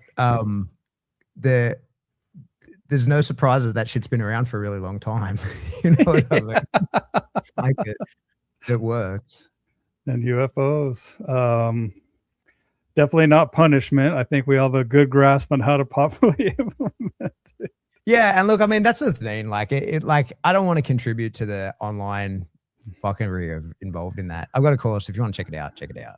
Yeah, yep, you got it. You got the link, and get into it. So Heather has a good question here. I would love to hear your experience with behavior modification in Australia. In the States, it's a wild ride, and some of the worst dogs come from owners with the kindest intentions. I think many people assume aggressive dogs come from abuse, but I have seen many more aggression cases coming from kind-hearted families who accidentally made a monster. Is it similar in your part of the world? How do you best communicate to these kind-hearted, gentle owners that they created the aggressive monster dog they now have? Or would you rather just fix the dog and not go into the weeds with the why and the how they got there? Looking forward to hearing your chat. Yeah, that's a good question. And I think, as a person that has traveled around a fair bit, like it's all the same everywhere in the world. Everybody thinks that, dog ownership and the way people live with their dogs is different around the world. And it is, But the problem cases that dog trainers are getting called in for are the same, right? Because, you know, like the people who are having problems, the problems are usually somewhat universal. I think for sure that is a big problem everywhere, in that I think a lot of people, you know, like the bigger cities get, the less connected to rural living people are. And so I think a lot of well-meaning people don't realize that, you know, treating a dog like a person doesn't serve the dog. And that there's a lot of, you know, when we talk about training, we often say like, just like with kids and stuff like that. And so there's a lot of crossover where we do get to say that and it be true and relevant. There's a lot where it isn't, you know? And so I think in terms of like, I'll tell you a story, right? So I had a client a long time ago, but it's a story I've told a lot, but it's burned into my mind. I was a third trainer. There was a force-free lady was there first. She got bit. Then there was another balance trainer, a friend of mine. She got bit. And so that's how I got the referral. And so long story short, end up working with this little cavoodle, right? So cavoodles are pretty popular in Australia, like where you guys in the States have Labradoodles. Yeah, Labradoodles. We have cavoodles, right? Like Cavalier doodles. Yeah. You know, I get a lot of heat for this from the dog training community. They typically make pretty good little dogs, right? Like usually cavoodles. I agree. Like for most dog trainers, will tell you that they're a disaster because there's so many of them. A large majority of our in-home behavior mod clients are cavoodles, but because that's just representative of the population. You know what I mean? So anyway, this dog, he was legit a killer, right? Like he bit me. I had to wear like I wore leg sleeves. I didn't bother the bite suit because he was a little 4-kilo dog. But he bit me with the ferocity and intensity that I actually said to the people, I was like, if this were like a Malinois, I'd offer you an insane amount of money for this dog. Right? I was like, you have done an incredible job at emboldening and turning this dog into this incredible thug that he is. And it was just from yielding to him. Like he got everything he wanted and he was able to bully them. And it was, yeah, I won't say it was an easy fix because the dog had a bite history, right? Like, and he had no qualms about biting people. But to me, like, I just had to show him, like, hey, man, you're not the thug that you think you are. Right? Like, you are not. Like, and good for you. Like, congrats. But you are not as effective as you think that you are. And he bit me. He must have bit me for 20 minutes, I reckon. I was sitting at their kitchen table drinking coffee while this. Oh, this dog is just countering over and over in the leg. Like, and he's getting more and more worked up because he's not getting the reactions that he's used to seeing, right? I gave him nothing. And then 20 minutes later or thereabouts, he like pops off and just looks at me like, what are you? Like I've been able to dominate and intimidate everybody I've met. Why can't I do it to you? And then I was like, well, because I'm your friend, buddy. And like made friends with him in that way. I was like, and I ain't getting dicked around like that by you. And before too long, he sort of gives up on that, right? Like I can influence a dog and get into his space. I can manipulate him a little bit. He didn't like being told what to do in any way, shape or form.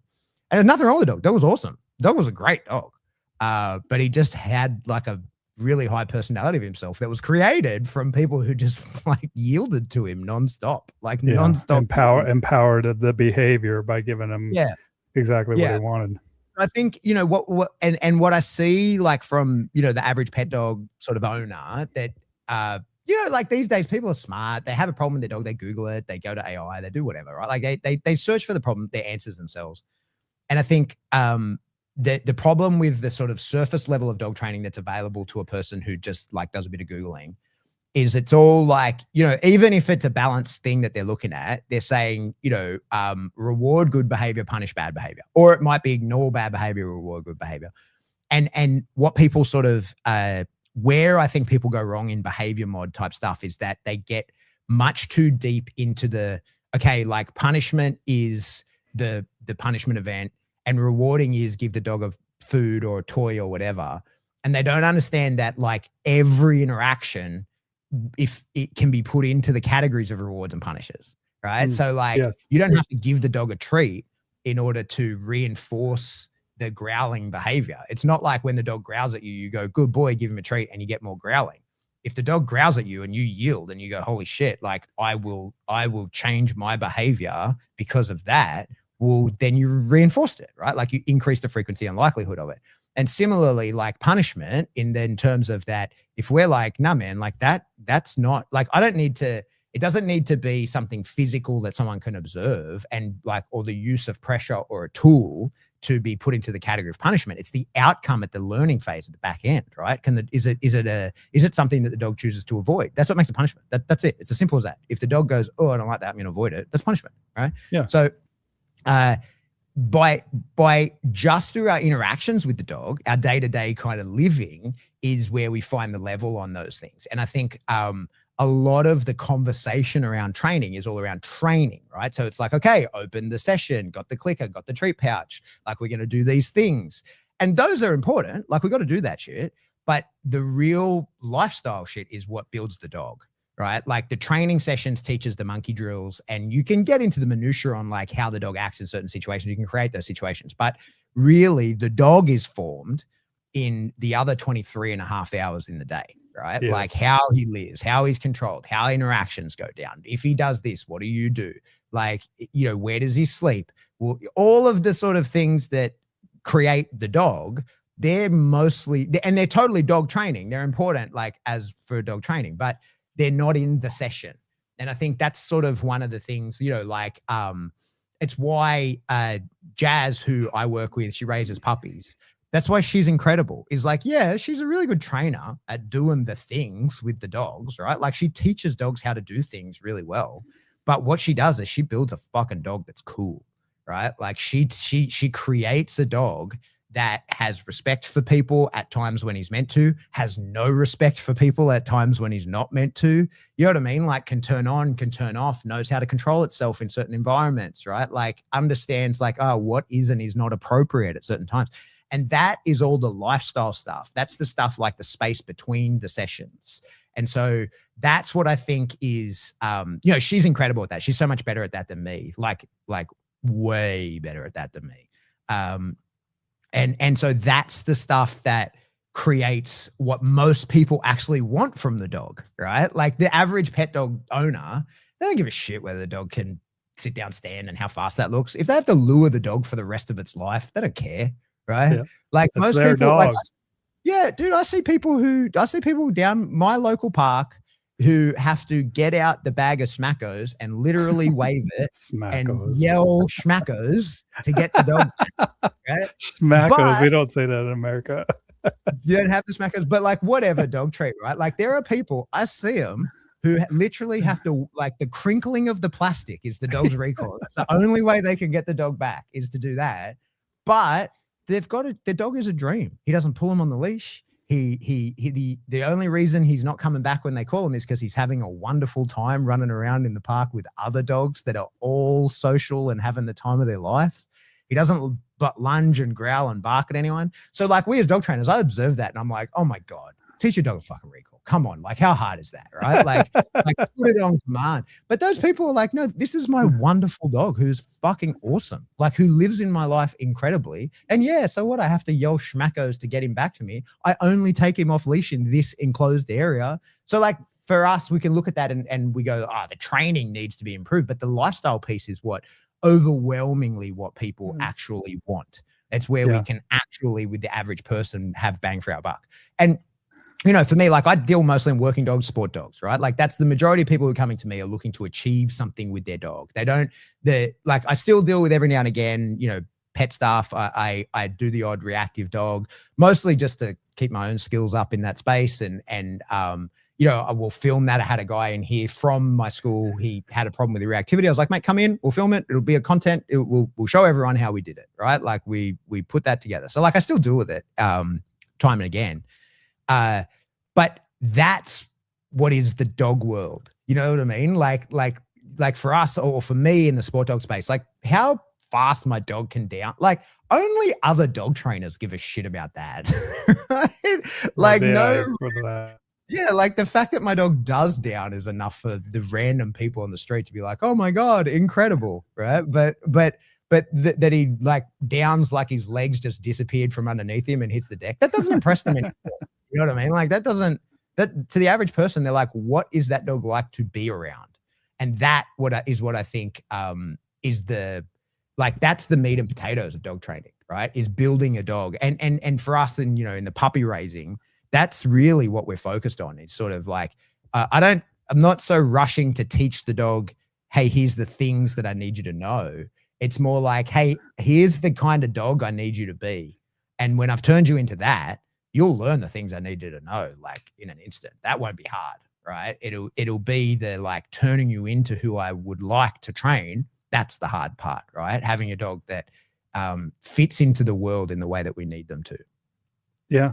I mean, and knowing that once you have, then it means more freedom. It means more fun for you because now you understand and have the foundation that we're looking for.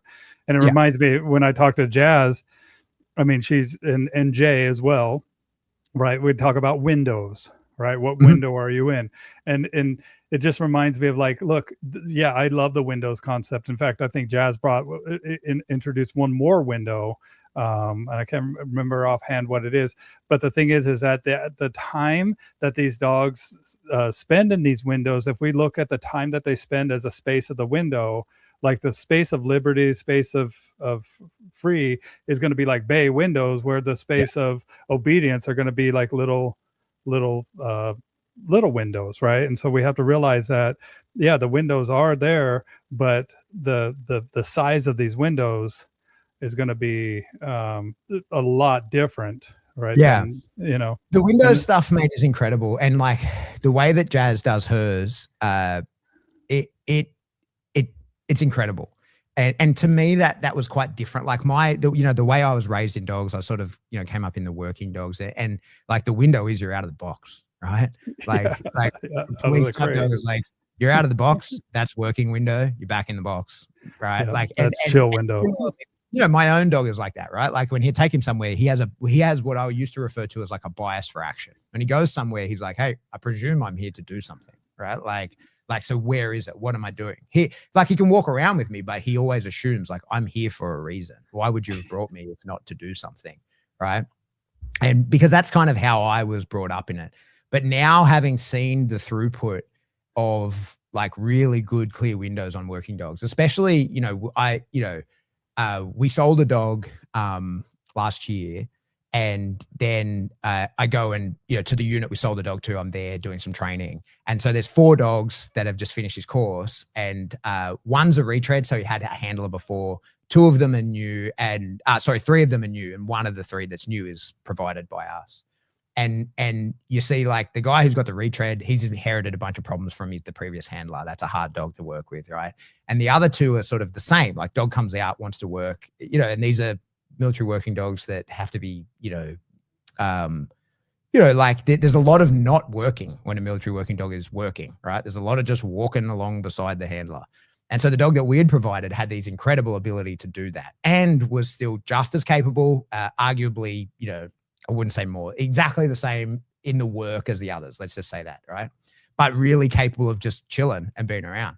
And the handler says to me, he's like, oh, I got lucky, like, because this guy, he's capable of that. Like he's, genetically sort of capable of that. And I was like, oh, man, you have no clue.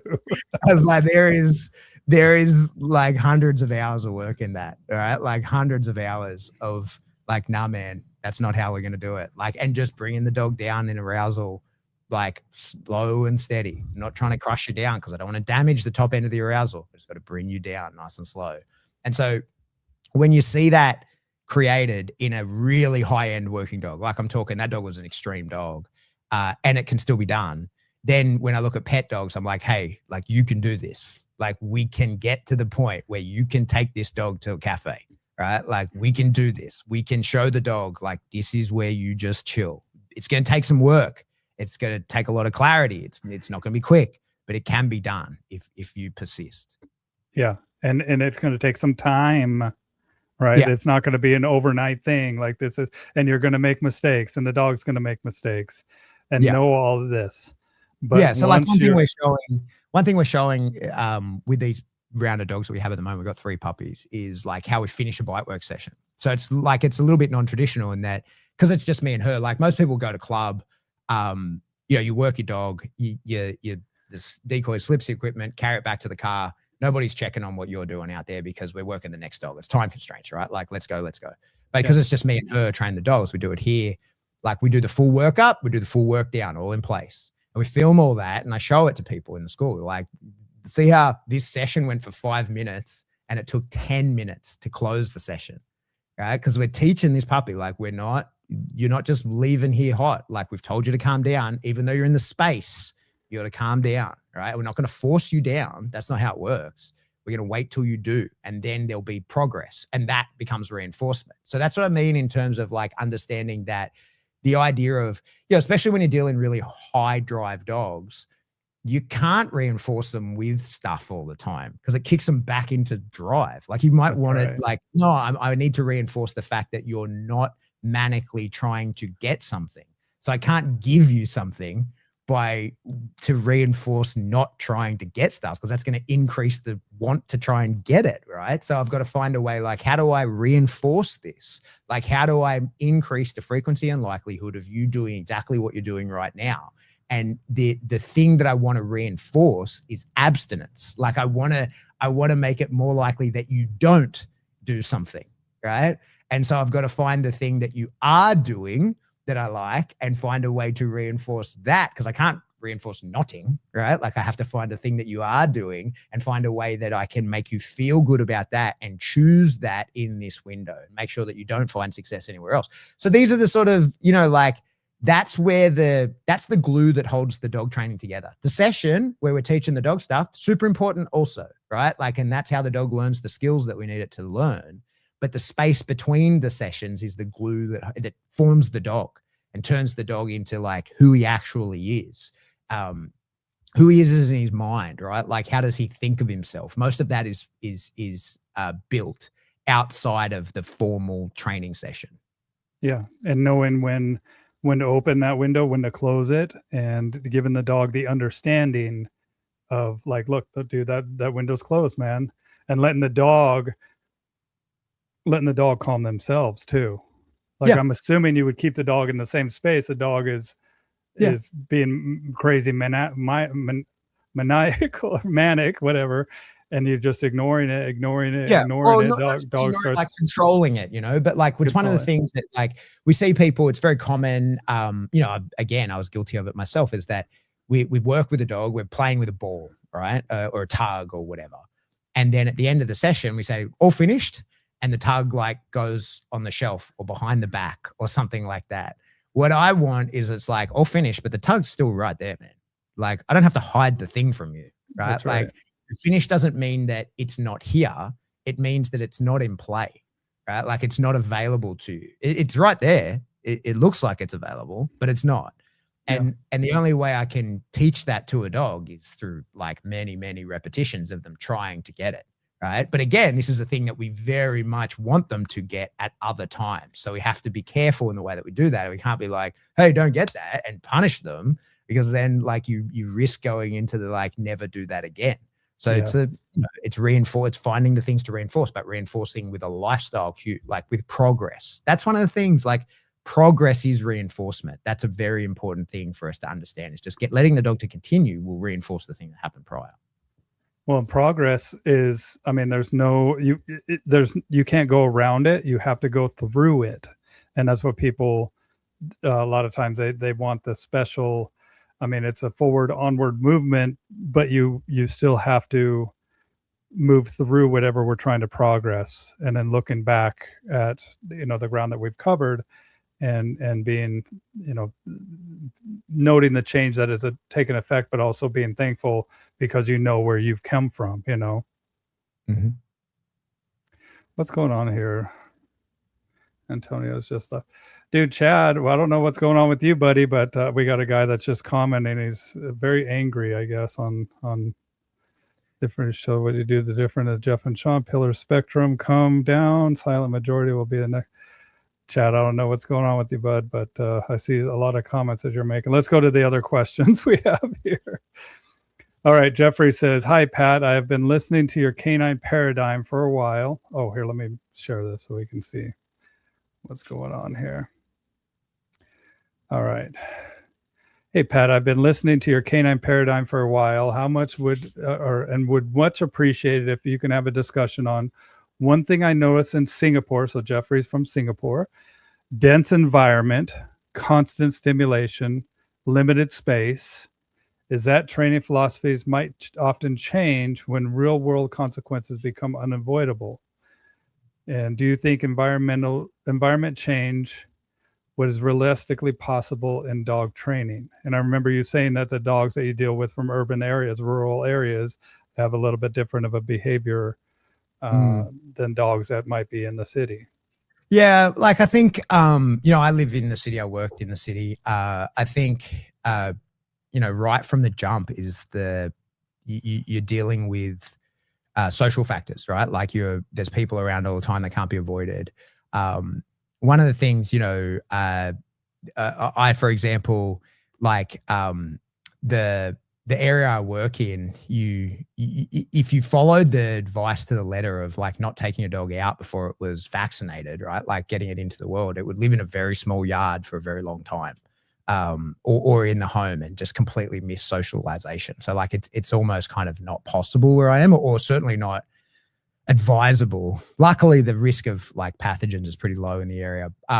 So yeah, for sure. Like I think that the spaces that you're in affect it, and we often, when we're talking about increasing the difficulty of training, we've got the 3 Ds, right? Like distance, duration, distraction, and unfortunately, some people find themselves in a position where you cannot get any more distance and you cannot reduce the distraction. Like that's just where you're at. So for sure, like the style of training, how you would do things, when you might need to train stuff would be affected by the environment that the dog is going to be expected to live in and work in, for sure.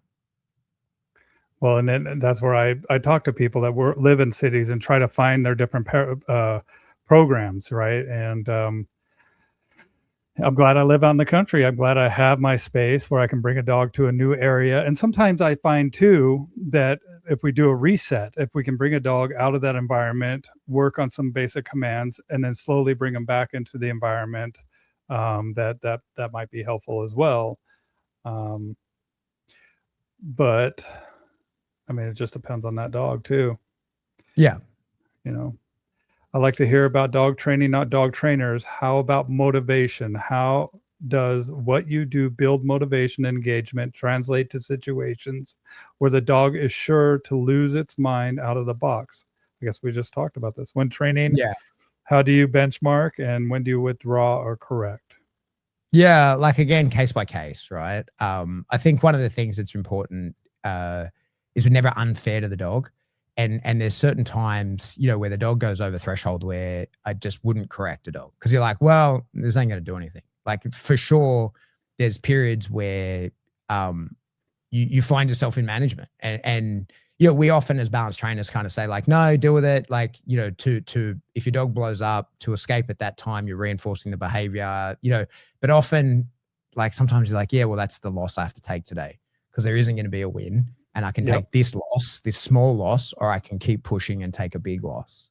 And so to me, again, like I think the best way to do it is we try not to expose dogs to the problems that like the situations that could cause them problems until we have the tools to deal with that problem, right? So it's one of the things like when we get new puppies, until we have a connection with them and a viable way to, first of all, reinforce them, but then also, control their emotional state a little bit. We don't take them anywhere and risk them having a negative experience that I can't change. And so like it's about being careful, the risks that you take and mitigating them. And so it's kind of knowing like, okay, in order to, I want to do whatever with my dog, the risks are 1, 2, 3. I can avoid those risks by X, Y, Z. So therefore I need to have those capabilities. Like I need to make sure that I've trained those things and the dog has an understanding of that before I put it in a position where that could go wrong. And it's one of the things I like to do is like I war game a lot. I've got an overactive mind, right? So like I think through if this, then that, probably too much. But that helps me then, because then I'm like, okay, well, I know what's going to happen when it goes bad. I have a plan. Like I've thought that through of like, okay, this is what I'll Yes. do if this, like I'm kind of wargaming that. And I prefer, like I said, I prefer not to put a dog in a position where it can go wrong and there not be a quality learning outcome for the dog, right? Like I'm fine with sessions going wrong. Like, you know, I've done plenty of, yeah, like I'll be somewhere and someone says, okay, this is what I want to work on with the dog. And they bring it out and you go, hey, we can't work on that. Right. Like what, like I know that at home in your battle lab, like where you're training, you're ready to work on that. But in this environment, we don't have that. We're just going to be fighting to get that. So let's work on the foundation skills that will allow us to go to that place rather than try and be at that place without the foundation to get there. Yeah. Well, and I talk about thresholds and overwhelm, and recognizing when the threshold of overwhelm is being approached and when the dog is overwhelmed of the new situation, and being able to either plan B, you know, get out of there, or to stop and allow the dog to experience until that threshold kind of comes down. Does that make sense to you, Pat? Yeah. Yep. And so overwhelming thresholds. What are your top 3 rules for guidelines using positive punishment to change behavior? I don't really have the top 3 rules, right? Like it's all, it's when the thing is, I'll say this of punishment. If it's like, hey, don't ever do that, right? If the dog does something and you're like, hey, don't ever do that, just punish that behavior. That's when punishment comes in. Hey, you can never do that, right? Sometimes you can punish when it's like, hey, don't do that now. Sometimes you can punish that. But that's really the sort of crux of it. If it's like, hey, don't do that, that's when punishment comes in. Yep. Well, and if we're dealing with something that is going to be detrimental to that dog's life, right? Of like chasing a car, running into the street, something like that, where the punishment received from the environment is going to be much greater than the punishment that I can provide, then absolutely that's going to be one of my top to save that dog's life, to be like, no, don't fucking do that, dude. Yeah. Where to from here? How to stop stupid infighting. Oh my goodness. People saying weird things about subjects they don't understand, and the generally horrible treatment of others, and start getting back to cool things with dogs.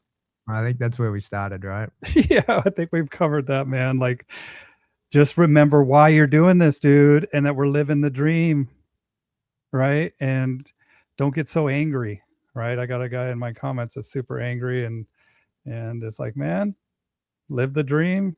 Live the dream. Know that we are living the life that we created, and even though it could get overwhelming, just stay out of the dark alleys of the infighting, and know that it's people are going to get offended about everything in life, and every industry, from cameras to art to medical stuff, that there's always going to be a way that's going to be offensive to you.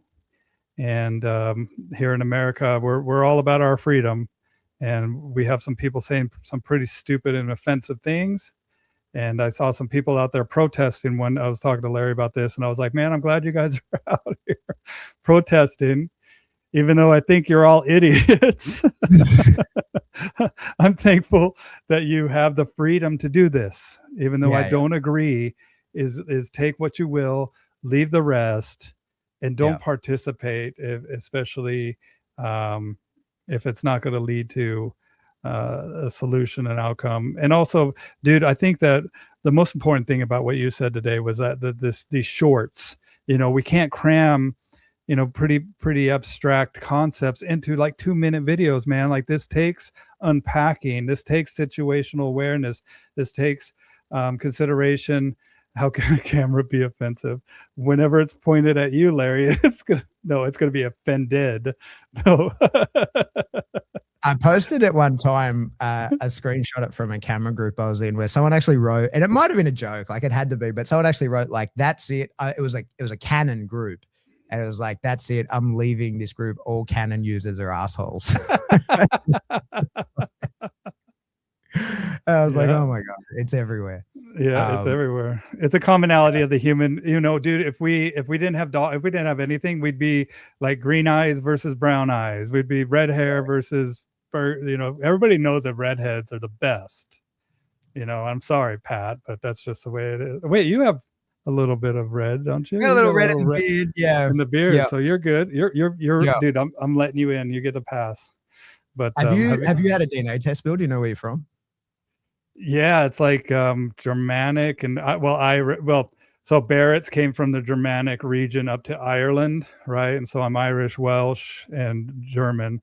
But dude, the genetic test showed that I had if I drink alcohol, bro, I get red.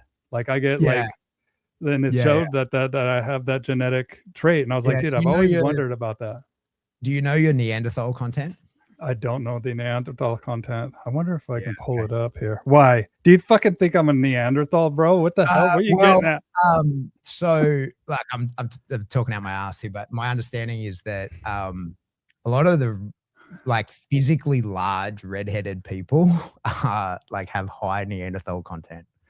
Bro, listen, I did a podcast where they said that they were targeting me because of my red hair, because I have an extra gutter in my genetic code that they can program in or something. Yeah. Because of the giants. There were some giants that they found all around, and they were redhead giants that were like 20 feet tall, dude. These guys. I'm going to see, dude. I'm going to see if I can find this genetic test. So like the biblical giants were redheaded, 6 fingers, 6 toes.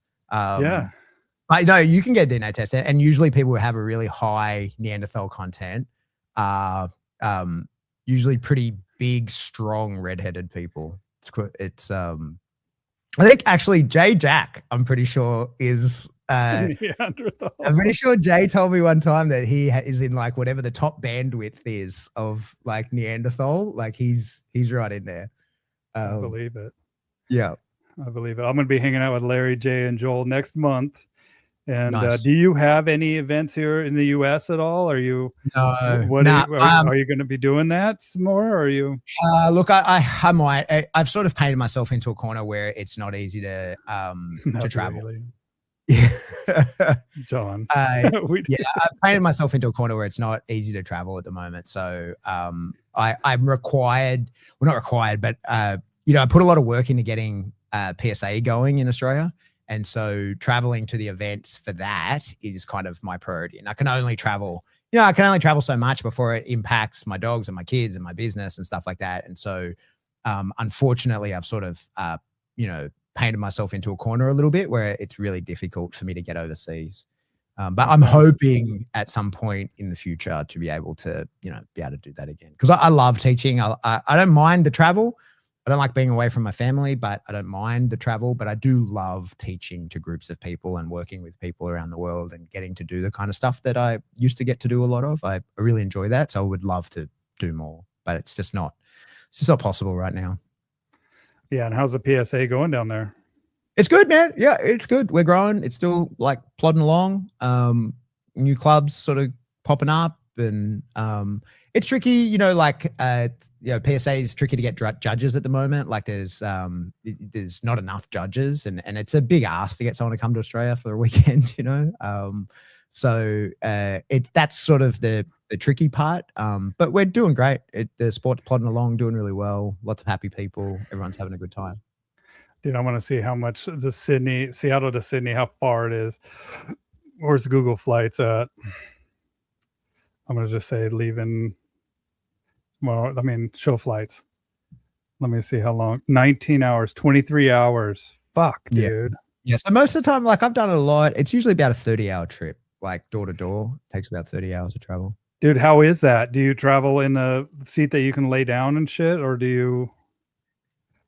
What do you do? Do you take some Xanax until you freaking... No, I just write it out, what can you do, right? I've done that flight a lot of times. I've when I was traveling a lot, you eventually get enough points to be able to afford to upgrade yourself to business. And then that's the worst thing you can do, because then every flight after that's not in business is a disaster. Torture. And there's just not enough money in Yeah, like if I go to the States to do a seminar, if I flew business, that'd be all the money. I wouldn't make any money. So it just doesn't work. I sit down the back with the cattle, my friend. It's like 20 grand or something. I don't know.